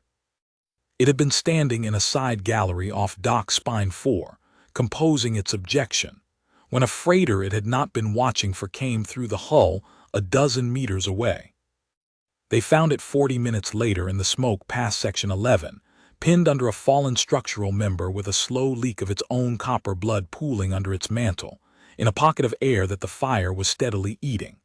Conquered doctrine, which the subprefect had cited so precisely in Solon's theater, was clear about a casualty in a sealed and burning section past a closed emergency bulkhead. The section was lost, the bulkhead stayed shut, the casualty was mourned. That was the doctrine. It existed for good reasons. It was the reason a ring survived events that should have killed everyone aboard, and it had, over the centuries, saved 100 times the lives it spent. The humans did not know the doctrine, and would not have obeyed it if they had. It was Ilu who found the leak on the sensor board. Ilu, the young Sethari with the burn-scarred throat, working the casualty tracking console because her healing lungs would not let her lift, watching the little cold light of a conquered life sign persisting where no life sign should have been able to persist.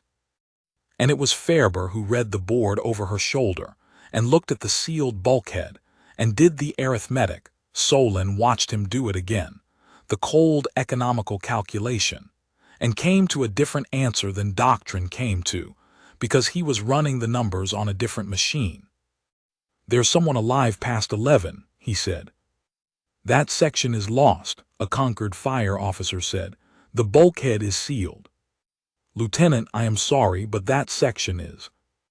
There's someone alive past 11, Fairber said again, in the same even voice, already pulling a breather off the wall. And I've got the air and the reach to get to them, and your bulkhead has a maintenance crawl that runs around the seal, and I'm going to use it. You can put that in your report however you need to.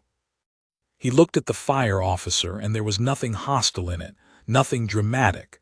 There was only the flat human refusal that Solon had first heard on his own table, in the mouth of a woman deciding not to die. We don't leave people in the fire. I don't care whose doctrine says we should. Point me at the crawl. They pointed him at the crawl. He went in alone, because the crawl was sized for one, and he was gone for 11 minutes that Solon spent working on Wren's reopened wound with half his attention on a casualty board where two cold lights sat side by side past Section 11, one Cethari blue and one. After the 4th minute, human, the two of them together in the smoke, and then in the 9th minute, moving. When Fairber came back out of the crawl, he was dragging the sub-prefect behind him by the mantle, both of them scorched. The human's breather shared turn and turn about between his own mouth and the alien's gill slit, and he laid Cholomas down on the clean side of the bulkhead with the same brisk, impersonal competence he'd have given anyone, and he said to the fire officer, "That's your sub-prefect. He's leaking. Get him to your reconstructor." And then he turned around and went to help with the next casualty, and did not look back, and did not, Solon noted, ever once appear to know or care who it was he had just carried out of a fire against the express instruction of an entire station's doctrine. They brought Cholomas to Solon's theater. It was the same theater, the same white bowl, the same daylight dome, the same table where 4 days earlier the sub-prefect had stood and called a wounded ally a biohazard and asked, delicately, whether the living study could be done while the specimen was still alive. Now the sub-prefect was on the table, its mantle scorched pale, its copper blood pooling, and Solon scrubbed in and opened it, and did what he did, which was put things back the way they were, without preference and without comment, because that was the whole of his oath, and he had never once in 40 years found a reason to add a clause to it. Cholomas surfaced from the anesthetic in the recovery ward 8 hours later, properly under the whole time the way a normal body went under, the way Solon's drugs were built to make a body go. And the first thing its horizontal eyes found was Wren Halloran in the next bed, restitched and redressed and healing, again, obscenely, watching it wake. For a long moment, the administrator and the human looked at each other across the narrow space between 2 hospital beds. "You," Cholomas said at last. Its translated voice was weak and something in it had come loose. "It was one of yours, in the fire. The doctrine said the section was lost. One of yours came in through the crawl and it did not know it was me. I have reviewed the recording. It never asked who I was. It could not have known it was pulling out the office that wanted to. It stopped. Cephalopod bodies do not weep. Their distress runs as color, and the sub-prefect's mantle was cycling through shades Solon had no names for. Why? I have spent 4 days trying to have you declared a hazard. Your own record is on the ring's logs. It was there in the crawl. Why would it come for me?" Wren Halloran looked at the administrator that had wanted to cut her apart to see how she worked, and she gave it the same answer she gave everyone, the flat one. The one that was not a boast and was not a comfort, and was simply the truth about her kind, laid down like a scalpel she was finished with. "Because you were in the fire," she said. "That's the whole reason. There isn't another one. You were in the fire and he could reach you, so he came and got you. It's not about you. It was never about you." She let her head fall back against the pillow, tired, healing, unbothered. "You keep trying to find the trick in us. There's no trick. We just don't leave people in the fire, even the ones who'd leave us, especially those, honestly. It's the only way we've found to be sure. We're still the kind of thing worth saving." The ring changed after the fire. In the small ways a place changes when it has quietly revised what it believes. The staff who had gone silent when the humans passed did not go silent anymore. They nodded now, the short economical nod that hospital people give the ones who ran into the fire, the Freemasonry of the trades that stand between the living and the end. The observation ring stopped being crowded, because there was nothing to gawk at now. The humans had become, in the space of one bad hour, simply colleagues, the way the only thing that ever really makes a stranger a colleague is watching them work when it counts. And the recovery ward where Ren Halloran healed acquired a slow traffic of visitors who came without gawking and left without ceremony. The Sethari, of course, Ilu and her 7, but also, now, dock hands and nurses, and once a fire officer who stood at the foot of the bed and could not find the words and finally just set down a ration of the good tea from his own locker and left.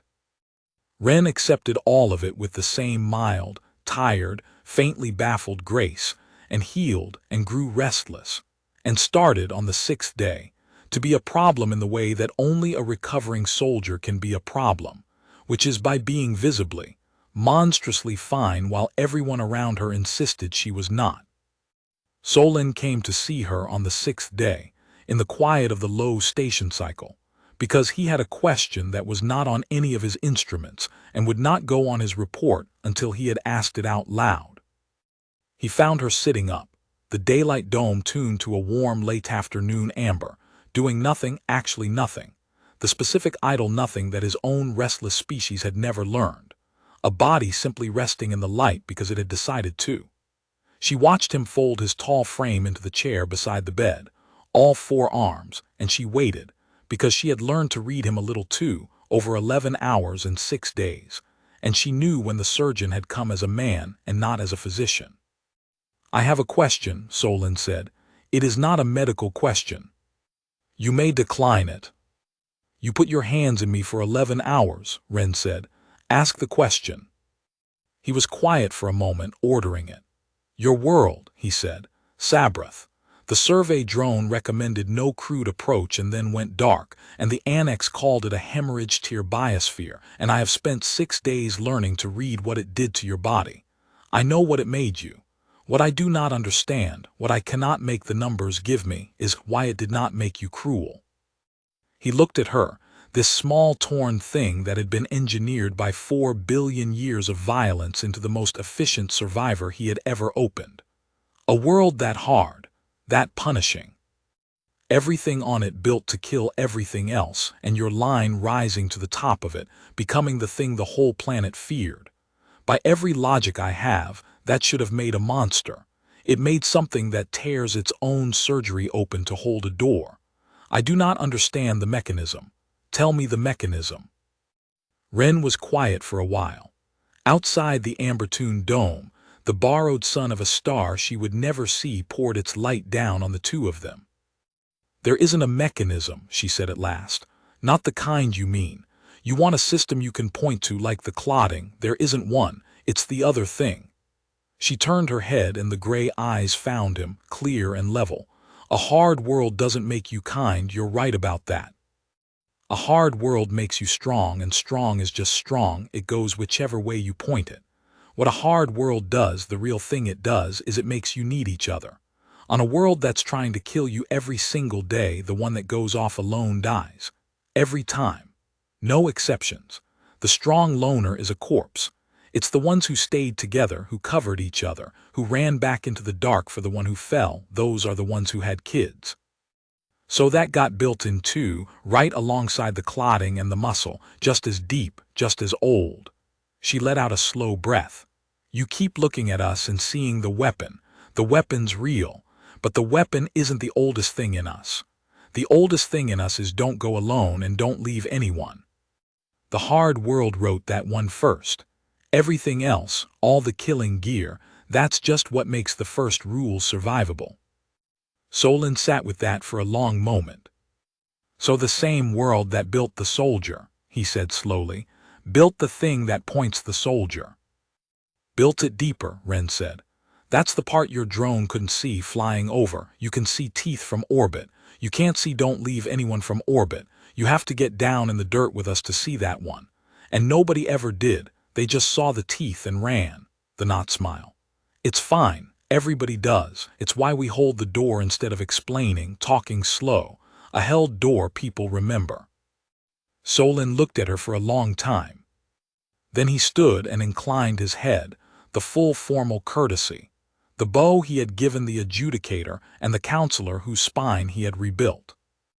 "I have been a surgeon for 40 years, he said.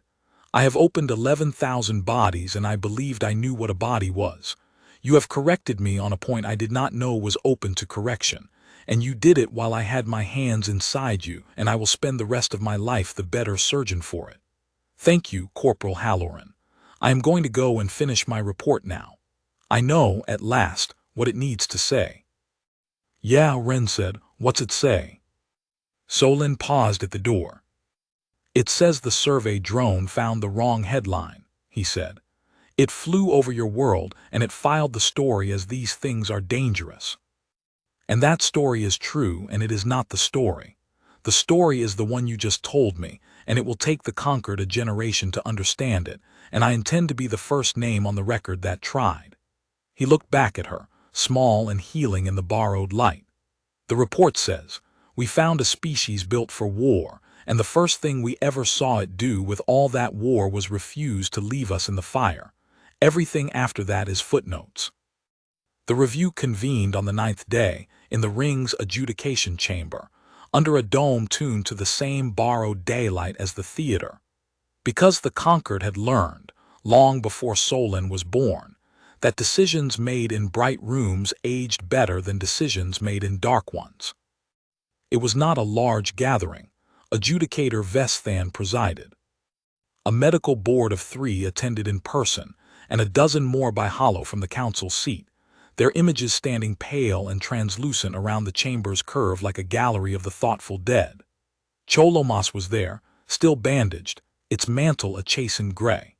Fairber was there for the humans in his plain corpsman's uniform, and Wren beside him on her feet now, dressed in a recovery tunic, standing the way she stood everywhere, small and still and entirely present. And Solon was there to give the report, which had grown, in 9 days, into the most important document he had ever set his name to. He gave it plainly. He was not an orator, and he did not try to be one. He put the physiology on the chamber's central display, the clotting that triaged itself, the doubled and buffered systems, the endurance, the immune ledger that remembered every war, the muscle built to last rather than to win fast, and he watched the board and the hollow gallery register it the way Enchan had registered it on the first day, the slow migration of a professional's face from interesting to impossible to afraid. He did not soften it. Softening it would have been a lie, and the report existed to end a lie, not to tell a gentler one. "Everything I have shown you is true," he said, when the physiology was done. "The human body is built for war. I want the board to sit with that because I have sat with it for 9 days, and I need you to feel the full weight of it before I tell you the rest, or the rest will sound like sentiment, and it is not sentiment. It is the most important operational fact in this report." He let the display hold on the last image, a scan of Wren's healing wound, the reopened surgery closing itself again, obscenely, tiredly.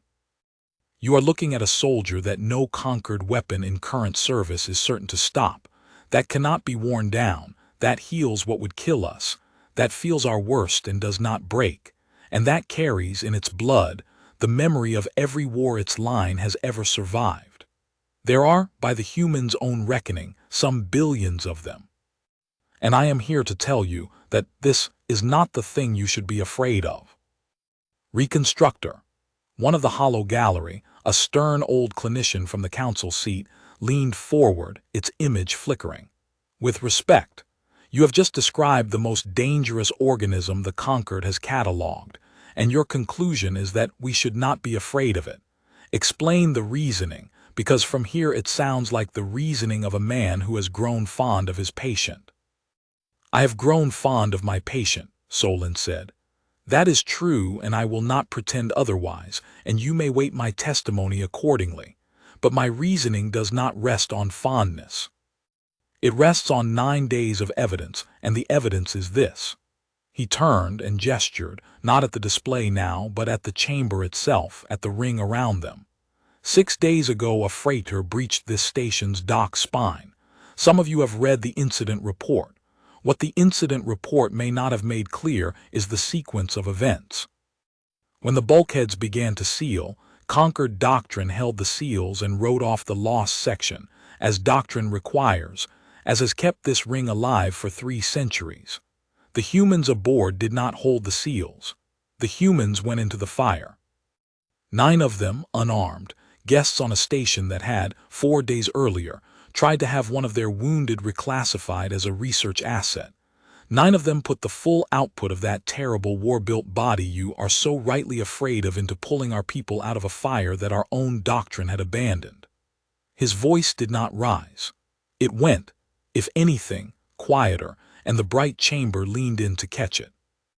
One of them, Corporal Halloran, 4 days out of a mortal wound, tore her own surgery open holding a closing bulkhead so that 7 Sethari could pass. And one of them, Lieutenant Fairber, standing to my right, went through a maintenance crawl into a burning sealed section, against our doctrine, to bring out a single conquered life sign that the board had already mourned. He paused. That life sign was Sub-Prefect Cholomas, the office that had spent 4 days trying to have the humans declared a hazard. The human who saved it did not know who it was, and testified afterward that it would not have changed his decision if he had. The chamber was silent. The hollow gallery was very still. That, Solon said, is the evidence, and here is the conclusion it forces, which I will now defend against anyone on this board who cares to challenge it. The danger the humans pose to the conquered is real, total, and this is the entire point, entirely a matter of their choosing. They are built for war, and they have chosen, every day of the 10 years we have known them, to spend that war on our behalf. Our safety does not rest on their weakness because they have none. It rests on their choice, and a choice can be honored or a choice can be insulted. He turned slowly until he was looking at the hollow image of the stern old clinician who had challenged him. So the only question this board actually faces is not how do we defend against them. We cannot. The report is clear. That door is closed. The only question is what do we teach them to expect from us, because they learn. Their bodies remember every war. And their minds remember every kindness and every insult, and they pass both down, mother to child, exactly the way they pass down the memory of what nearly killed them. We are, right now in these years, the first contact. We are writing the entry that 1 billion of them will inherit. And I would remind the board that the last species to write itself into that ledger as an enemy would be writing against a people that does not forget, cannot be outlasted, and has, at present, no reason at all to point the war outward, except the reasons we give them. He stopped.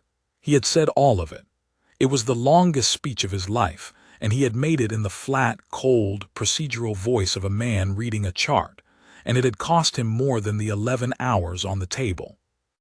Vesthan let the silence hold for a long moment. Then it turned its pale, lidless eyes to the bandaged administrator in the corner. Sub-Prefect Cholomas, the adjudicator said, you brought the original reclassification request. You have heard the reconstructor. The board will hear from you before it rules. Do you maintain your request? Every eye and every hollow in the chamber turned to the cephalopod that had wanted to open Ren Halloran to see how she worked. Cholomas took a long time to answer, and when it did, its voice had none of the smooth administrative certainty it had carried into Solon's theater 9 days before. I maintain nothing, it said. I withdraw the request. A stir went through the hollow gallery. The adjudicator's eyes did not move. The board will want your reasoning, Vesthan said. For the record, a sub-prefect does not withdraw a filed writ on sentiment, and this board does not rule on it. Give us the reasoning. Cholomas gathered itself. Its mantle cycled slow, and Solon, who had put his hands inside this administrator too, who had closed its wounds without preference the way he closed everyone's, watched it reach for the precision that was the only dignity its office had left it. My reasoning is corrected data, it said. When I filed the request, I possessed one fact, that the human body exceeds our combat medicine parameters in every category we measure. From that fact, one conclusion follows, and I drew it. A thing that dangerous is a thing to be studied and contained. That was not sentiment. That was doctrine, and I still believe the doctrine is sound for the fact it was given. It paused. The reconstructor has given the board a second fact, and I will confirm it from inside my own body, which is a place I did not expect to be testifying from. I was in a sealed and burning section, past a closed bulkhead, written off by the doctrine I have served for 200 years. By that doctrine I was correctly abandoned. The doctrine was right. I should have died there. The section was lost. Its horizontal eyes found Fairber and held. The human came anyway. Through a crawlspace not rated for rescue, sharing his own air with a creature he had every reason to leave, for a conquered official whose record, which was accessible on the ring's logs, which he passed on his way in, showed that this same official had spent the week trying to have the human's wounded kin declared a laboratory asset. The chamber was silent. I have run the calculation the reconstructor described, Cholomas went on quieter. The one where I ask what a thing that dangerous chooses to do with its danger, and I find that I owe my life to the answer. So I withdraw my request, and I will tell the board the fact I would put in its place, because a sub-prefect who cannot revise on new data is worse than useless. It drew itself up, bandaged, changed. The fact is this: the humans are the most dangerous thing we have catalogued, and they are, at present, the safest neighbor we have. And both of those are true because of the same choice, made freshly every day by every one of them out of a discipline I did not know a body could hold. I mistook their strength for the danger. Their strength is not the danger. Their strength is simply large. The danger, and I say this so the board hears it from the office that wanted them contained. The danger is only ever what we might do to make them stop choosing as they choose. It had spent, Solon understood, a great deal to say it. Administrators did not reverse in open chamber. It had done the human thing in its own cold way. It had walked back into the fire of its own record to pull out the truth. The debate that followed was shorter than Solon had feared and longer than it needed to be. There was, as there always is, a faction, a hard clinician from the council seat, and two of the security hollows, who argued that the report changed nothing about the arithmetic of threat, that a neighbor this strong must be met with deterrence regardless of its present disposition, that to do otherwise was to bet the conquered's survival on the continued goodwill of a species built for slaughter. It was not a stupid argument. Solon, who had spent 9 days afraid, could not call it stupid. But Vesthan answered it, and the adjudicator's answer was the one Solon carried out of the chamber and kept. The board has heard the case for deterrence, Vesthan said. It has merit and it fails, and I will say precisely where it fails, because the failure is the whole of this ruling. Deterrence is a posture you adopt toward a thing whose choices you cannot influence, a storm, a plague, a beast. You cannot insult a storm into striking you, but the humans are not a storm. The report is explicit on this, and the sub-prefect has confirmed it with its own body. The humans choose freshly, daily, and they remember, and they teach their memory to their children before those children can speak. That changes everything, because it means a posture is not a defense. A posture is a message. If we adopt deterrence, if we meet the people who ran into our fire with a raised weapon and a wary eye, we do not become safer. We simply become the entry they write in the ledger. We become the thing a billion of them inherit a reason to distrust. There is no version of pointing a weapon at this species that does not, over generations, teach it to point one back, and they are better at pointing weapons than we will ever be. The adjudicator's pale eyes swept the chamber, the board, the flickering gallery. So the ruling is this: we do not deter what we cannot outlast and did not need to fear. We do the one thing that is actually within our power, and the only thing that has ever kept a strong neighbor peaceful, which is to be worth their choosing. The reclassification request is denied. The provisional quarantine designation on the human origin world is struck from the registry. The Medical Corps will convene a standing working group under Reconstructor Solon to establish human physiology protocols so that the next human who arrives on a conquered table is met by a surgeon who knows what a body can be. It paused. And the incident of the fire, the human's conduct, and the subprefect's rescue will be entered into the diplomatic record in full under both species seals. Let it be the entry they inherit. Let the first thing a billion of them learn about us be that we saw what they were and did not reach for a weapon. The gavel was a soft chime in a bright room. It was, Solon thought, exactly the right sound for it. The humans left on the 11th day, and the ring turned out to watch them go, and no one had ordered that either. It happened the way the observation gallery had happened, and the recovery ward traffic, and the fire officers' tea, quietly, without organization, a thing a station does when it has collectively decided something and never once said so aloud. When the human cutter's crew walked the corridor from the diplomatic dock to their ship, the corridor was lined. Not with a formation. The conquered did not have a right for this and would not have known how to perform one. It was lined with people, nurses off shift, dock hands, residents, 2 of the fire crew, a scatter of the Corable's Cethari standing where their healing let them stand. They did not cheer because it was a hospital and cheering was not in its grammar. They simply stood and were present and let the humans pass through the middle of their presence, and it was, Solon thought, watching from the mouth of the corridor, a far more human gesture than any of them knew they were making. They had learned it in 11 days without being taught. Don't leave. Be there. A held space people remember. Ilu waited at the airlock. The young Cethari with the burn-scarred throat had healed enough to stand on her own, and she stood on her own now, at the threshold of the human ship. And when Ren Halloran came down the corridor, walking, upright, small and dirt-flecked no longer but pale still, the wound under her tunic closed for the second time, Ilu stepped into her path and stopped her. "I have been learning the words," Ilu said. Her voice was stronger now, the throat healing, though it would carry the fire in it for the rest of her life.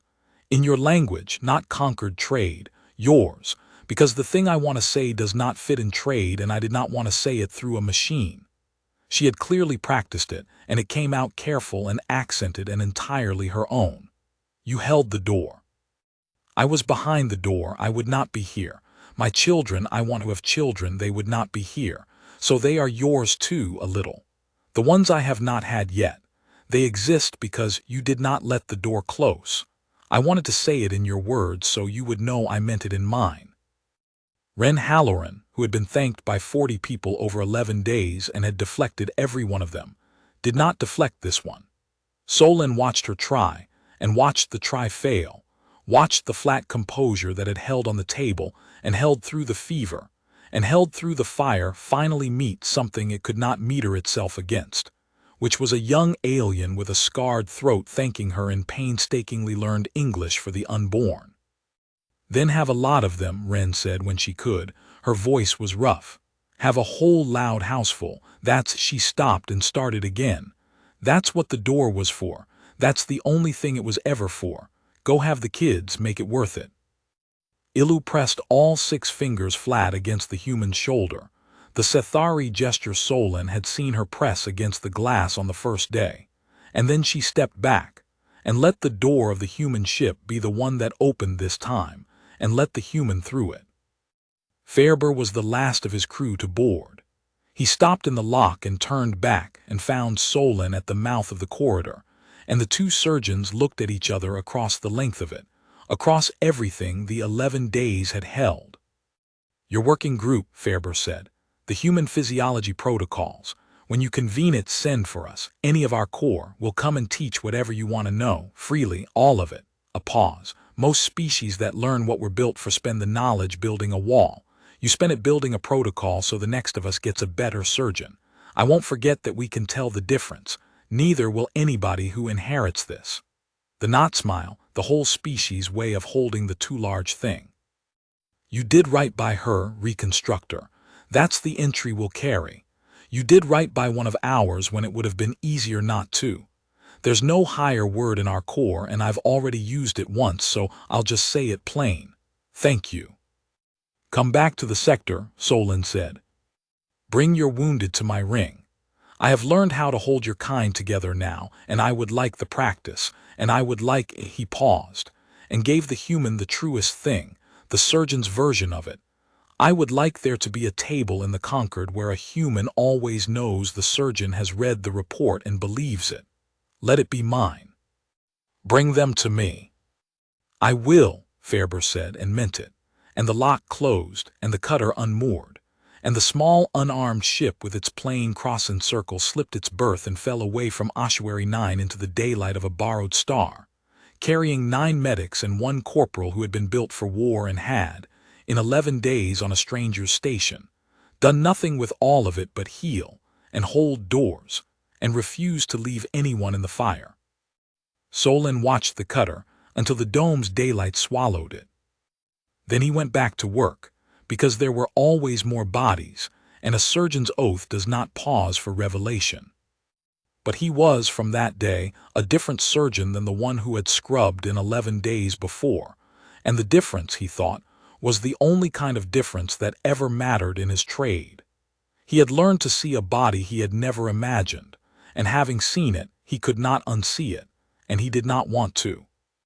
The test of the ruling came 4 months later, and it came the way tests always come, which was before anyone was ready. By then the working group was real.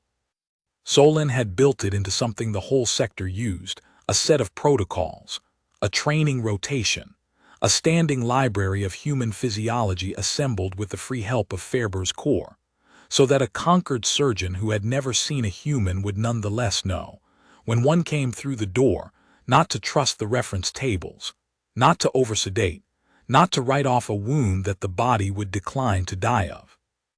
3 human patients had passed through Ossuary 9 in those 4 months, and every one of them had met a surgeon who had read the report and believed it, and everyone had gone home, and the diplomatic ledger between the 2 young powers had grown, entry by entry, in the direction the adjudicator had chosen.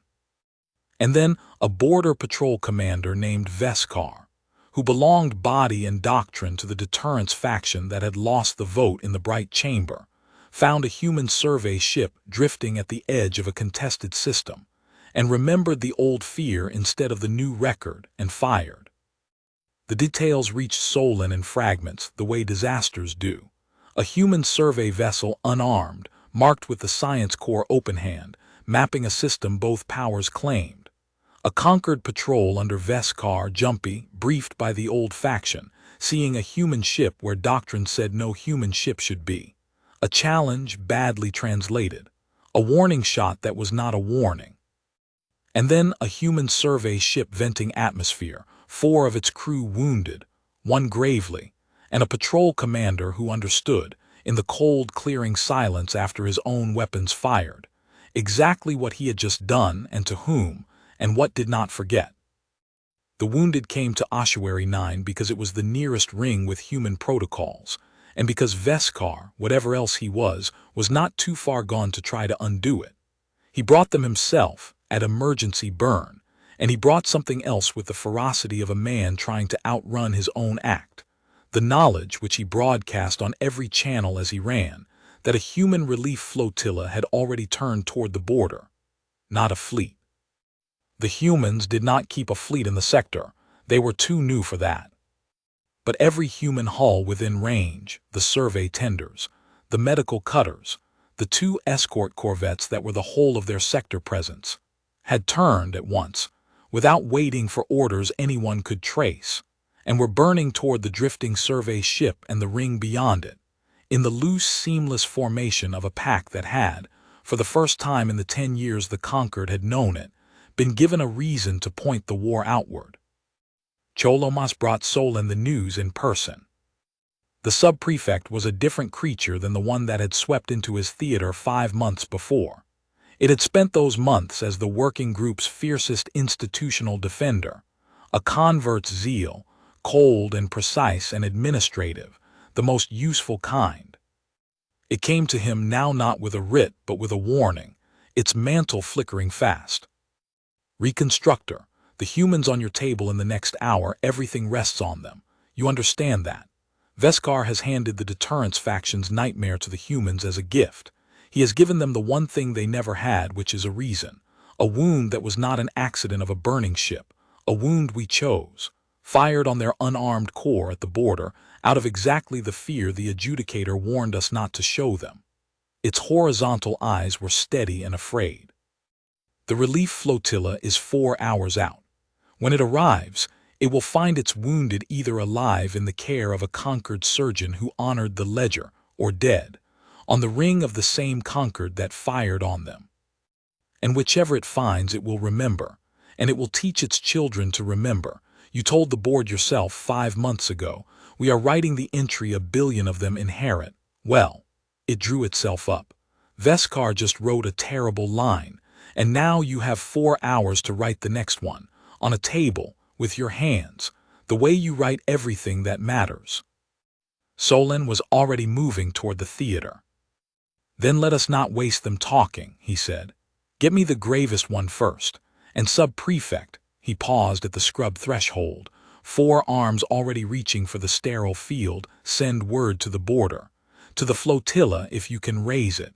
Tell them the wounded are at Ossuary 9. Tell them the surgeon of record is the one who wrote the report. Tell them he considered it, and found the only words that were both true and enough. Tell them we did not leave anyone in the fire. The gravely wounded one was a young man named Deman Osai, 20 years old, the survey ship's cartographer, and when they brought him into the theater, Solon looked at the wound and knew 2 things at once. The first was that it was mortal, by every table the conquered kept. The second was that he had a body that would decline to agree if he gave it the chance, and that his entire job, the whole of his oath, the sum of 5 months of protocols and 11 days of education, was to give it the chance.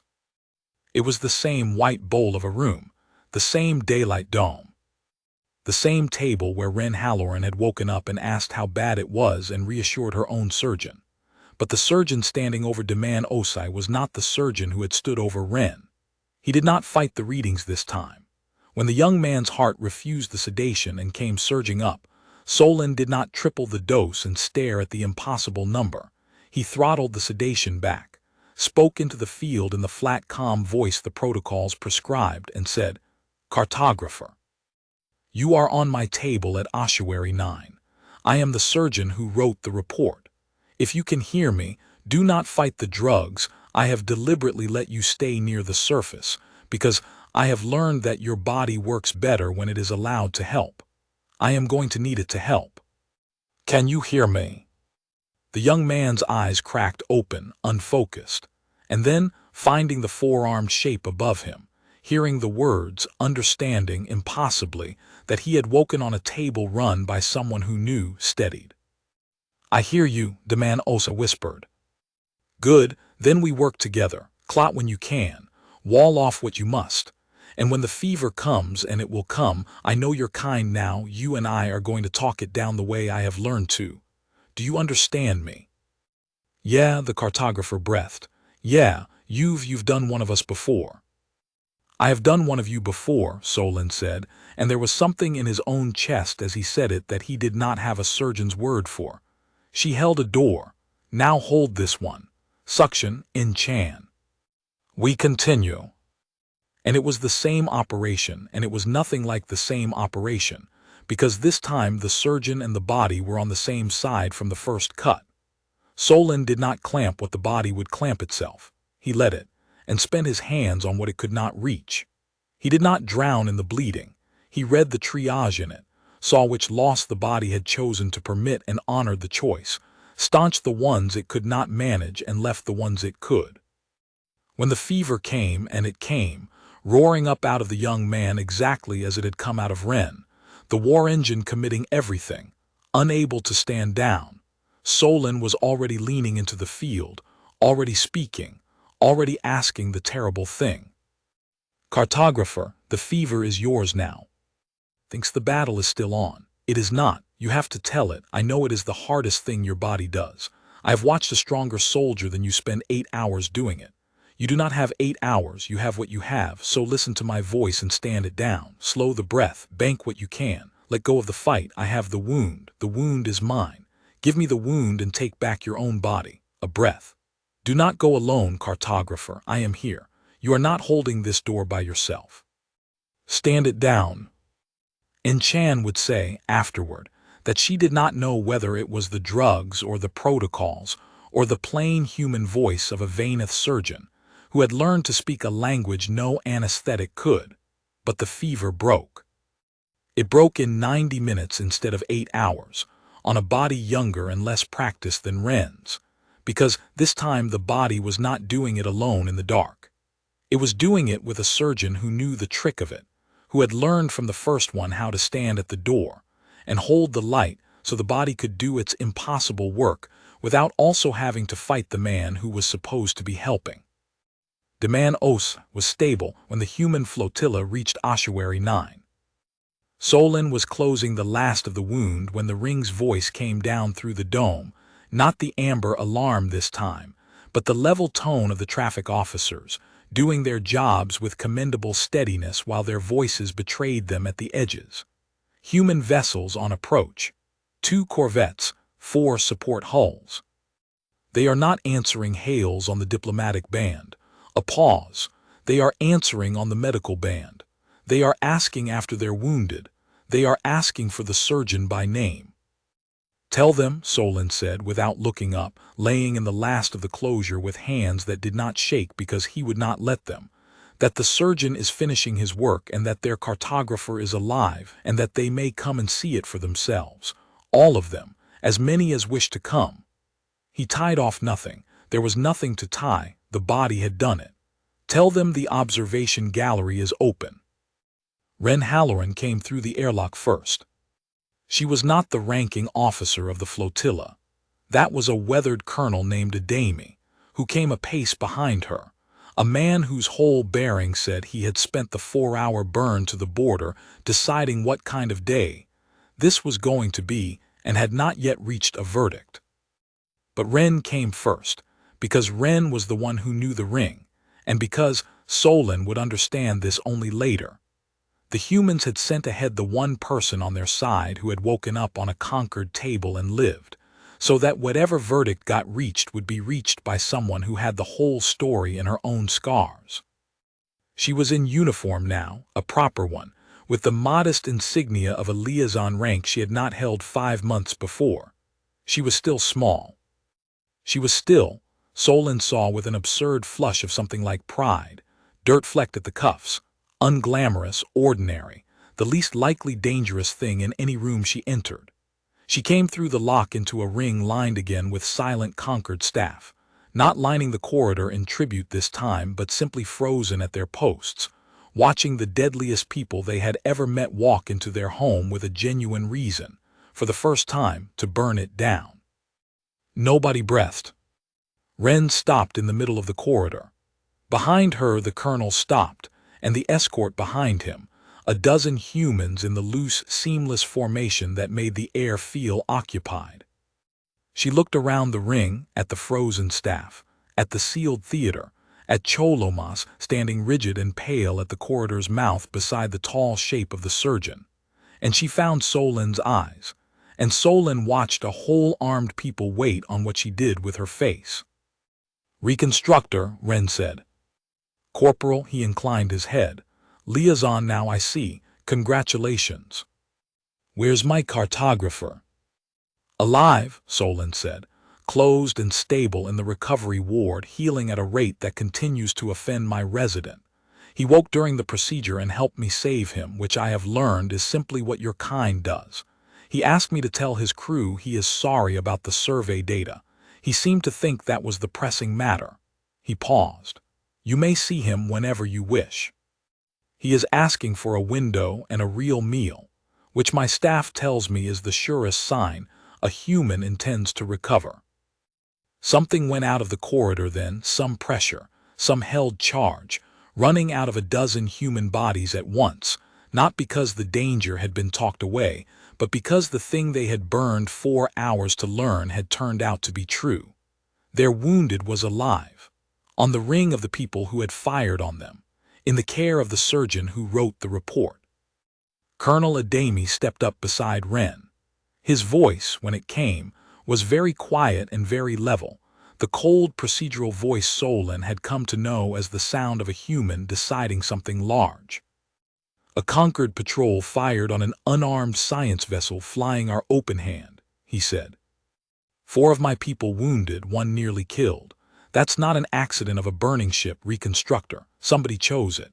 And where I come from, when somebody chooses to put a weapon into your unarmed people, the ledger gets balanced. My flotilla is here. My worlds are behind it. And I have spent 4 hours being asked, by every hull in this formation, why we are bringing medics to the people who did this instead of bringing the other thing." He let that sit in the bright corridor. "So I am going to ask you the question my people are asking me. Give me a reason. 1. Why this ends at a hospital bed instead of somewhere else." And Solon, who was not a diplomat, who had never in his life been the right creature to answer a question that large, did the only thing he knew how to do, which was tell the truth in the flat, cold voice of a man reading a chart. "Because the one who chose it is already finished," he said.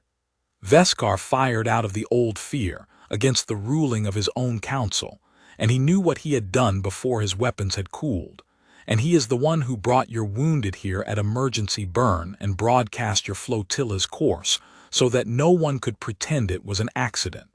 He handed us his own crime. He will answer for it under conquered law, and the law will not be gentle, because he did not merely wound your people.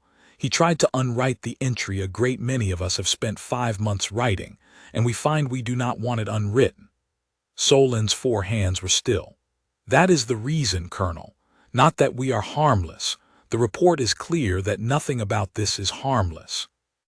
The reason is that when one of us chose the old fear and fired, the rest of us chose the cartographer and burned to save him, and stood at his door and held the light while his body did the impossible.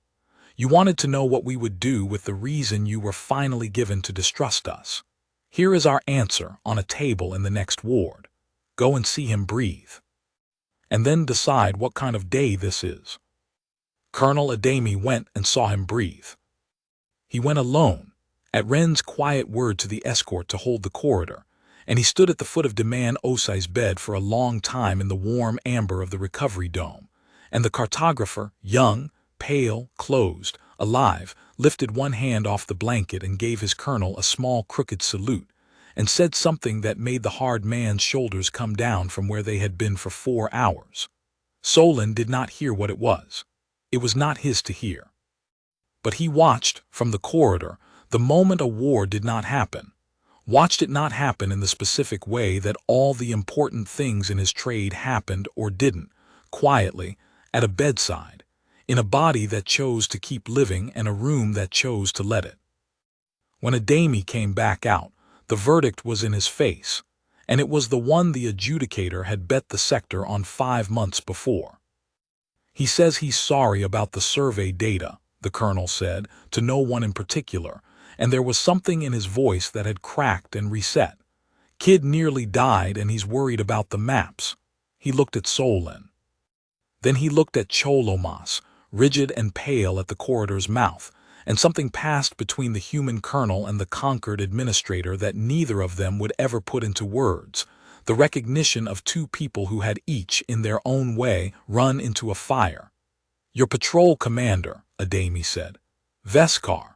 You said he answers under your law." "He does," Cholomas said. "He already has surrendered his command. The adjudicature has him.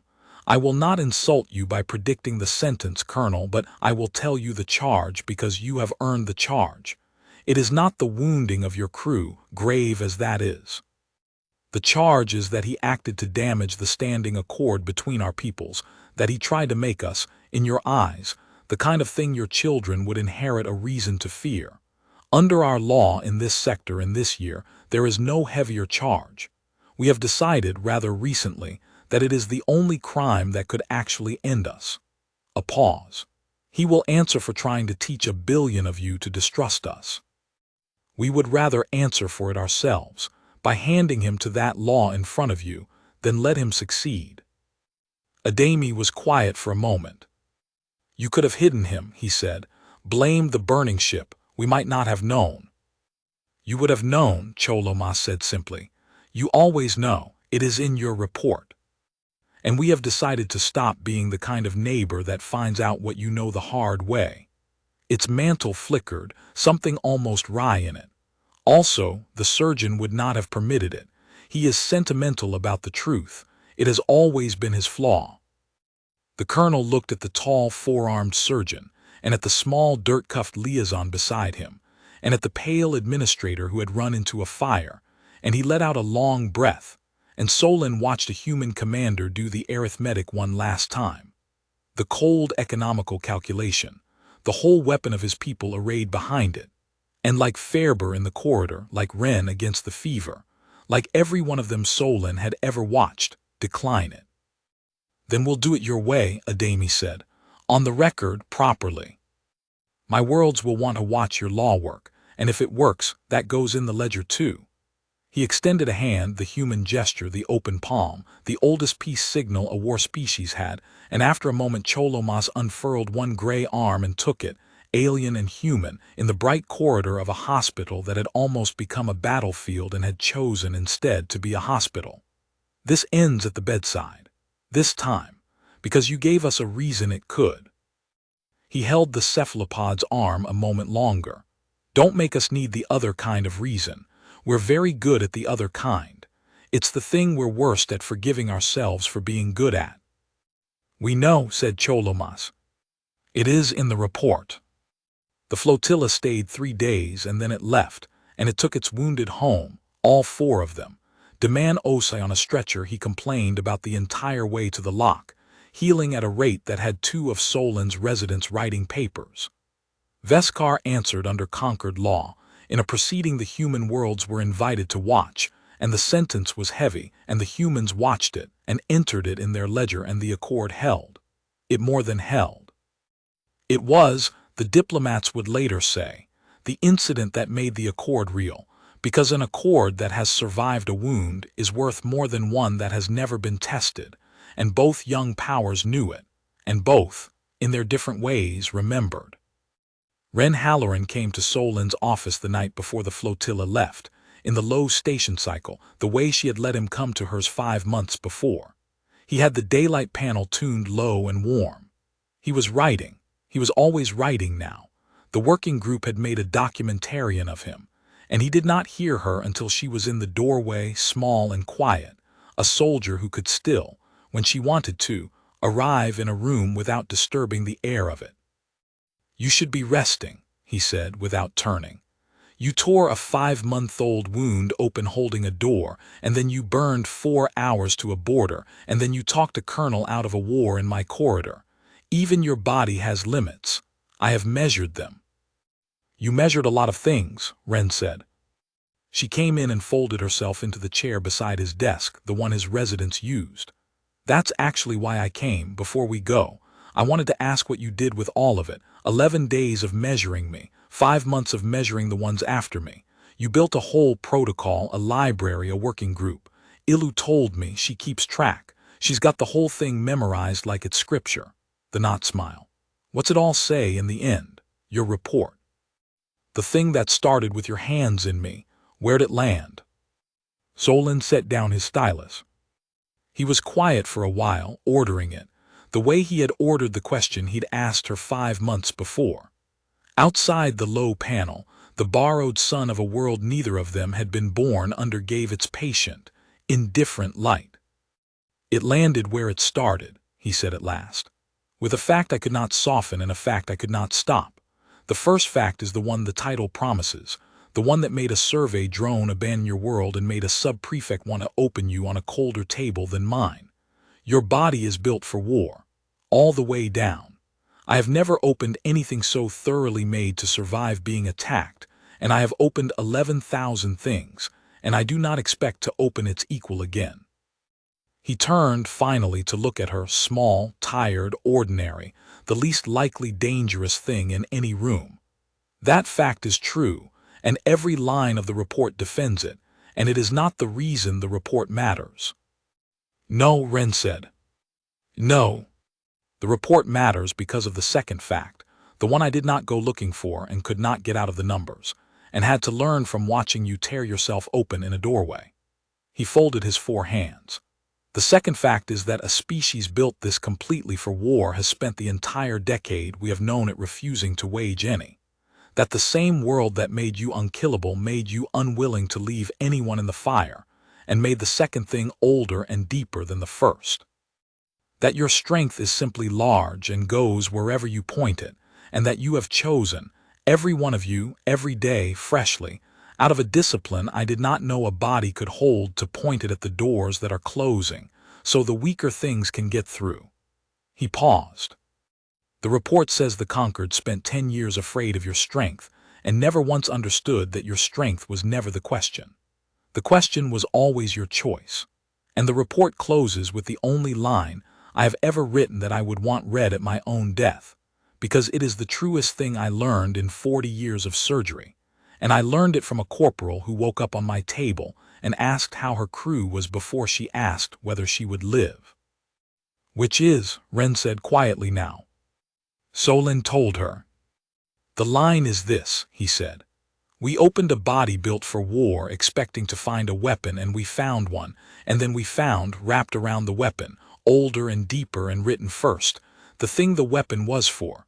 Do not go alone and do not leave anyone. We had cataloged their teeth from orbit and quarantined a world. It took getting down in the dirt with one of them, with our hands inside her while she reassured us, to see the rest.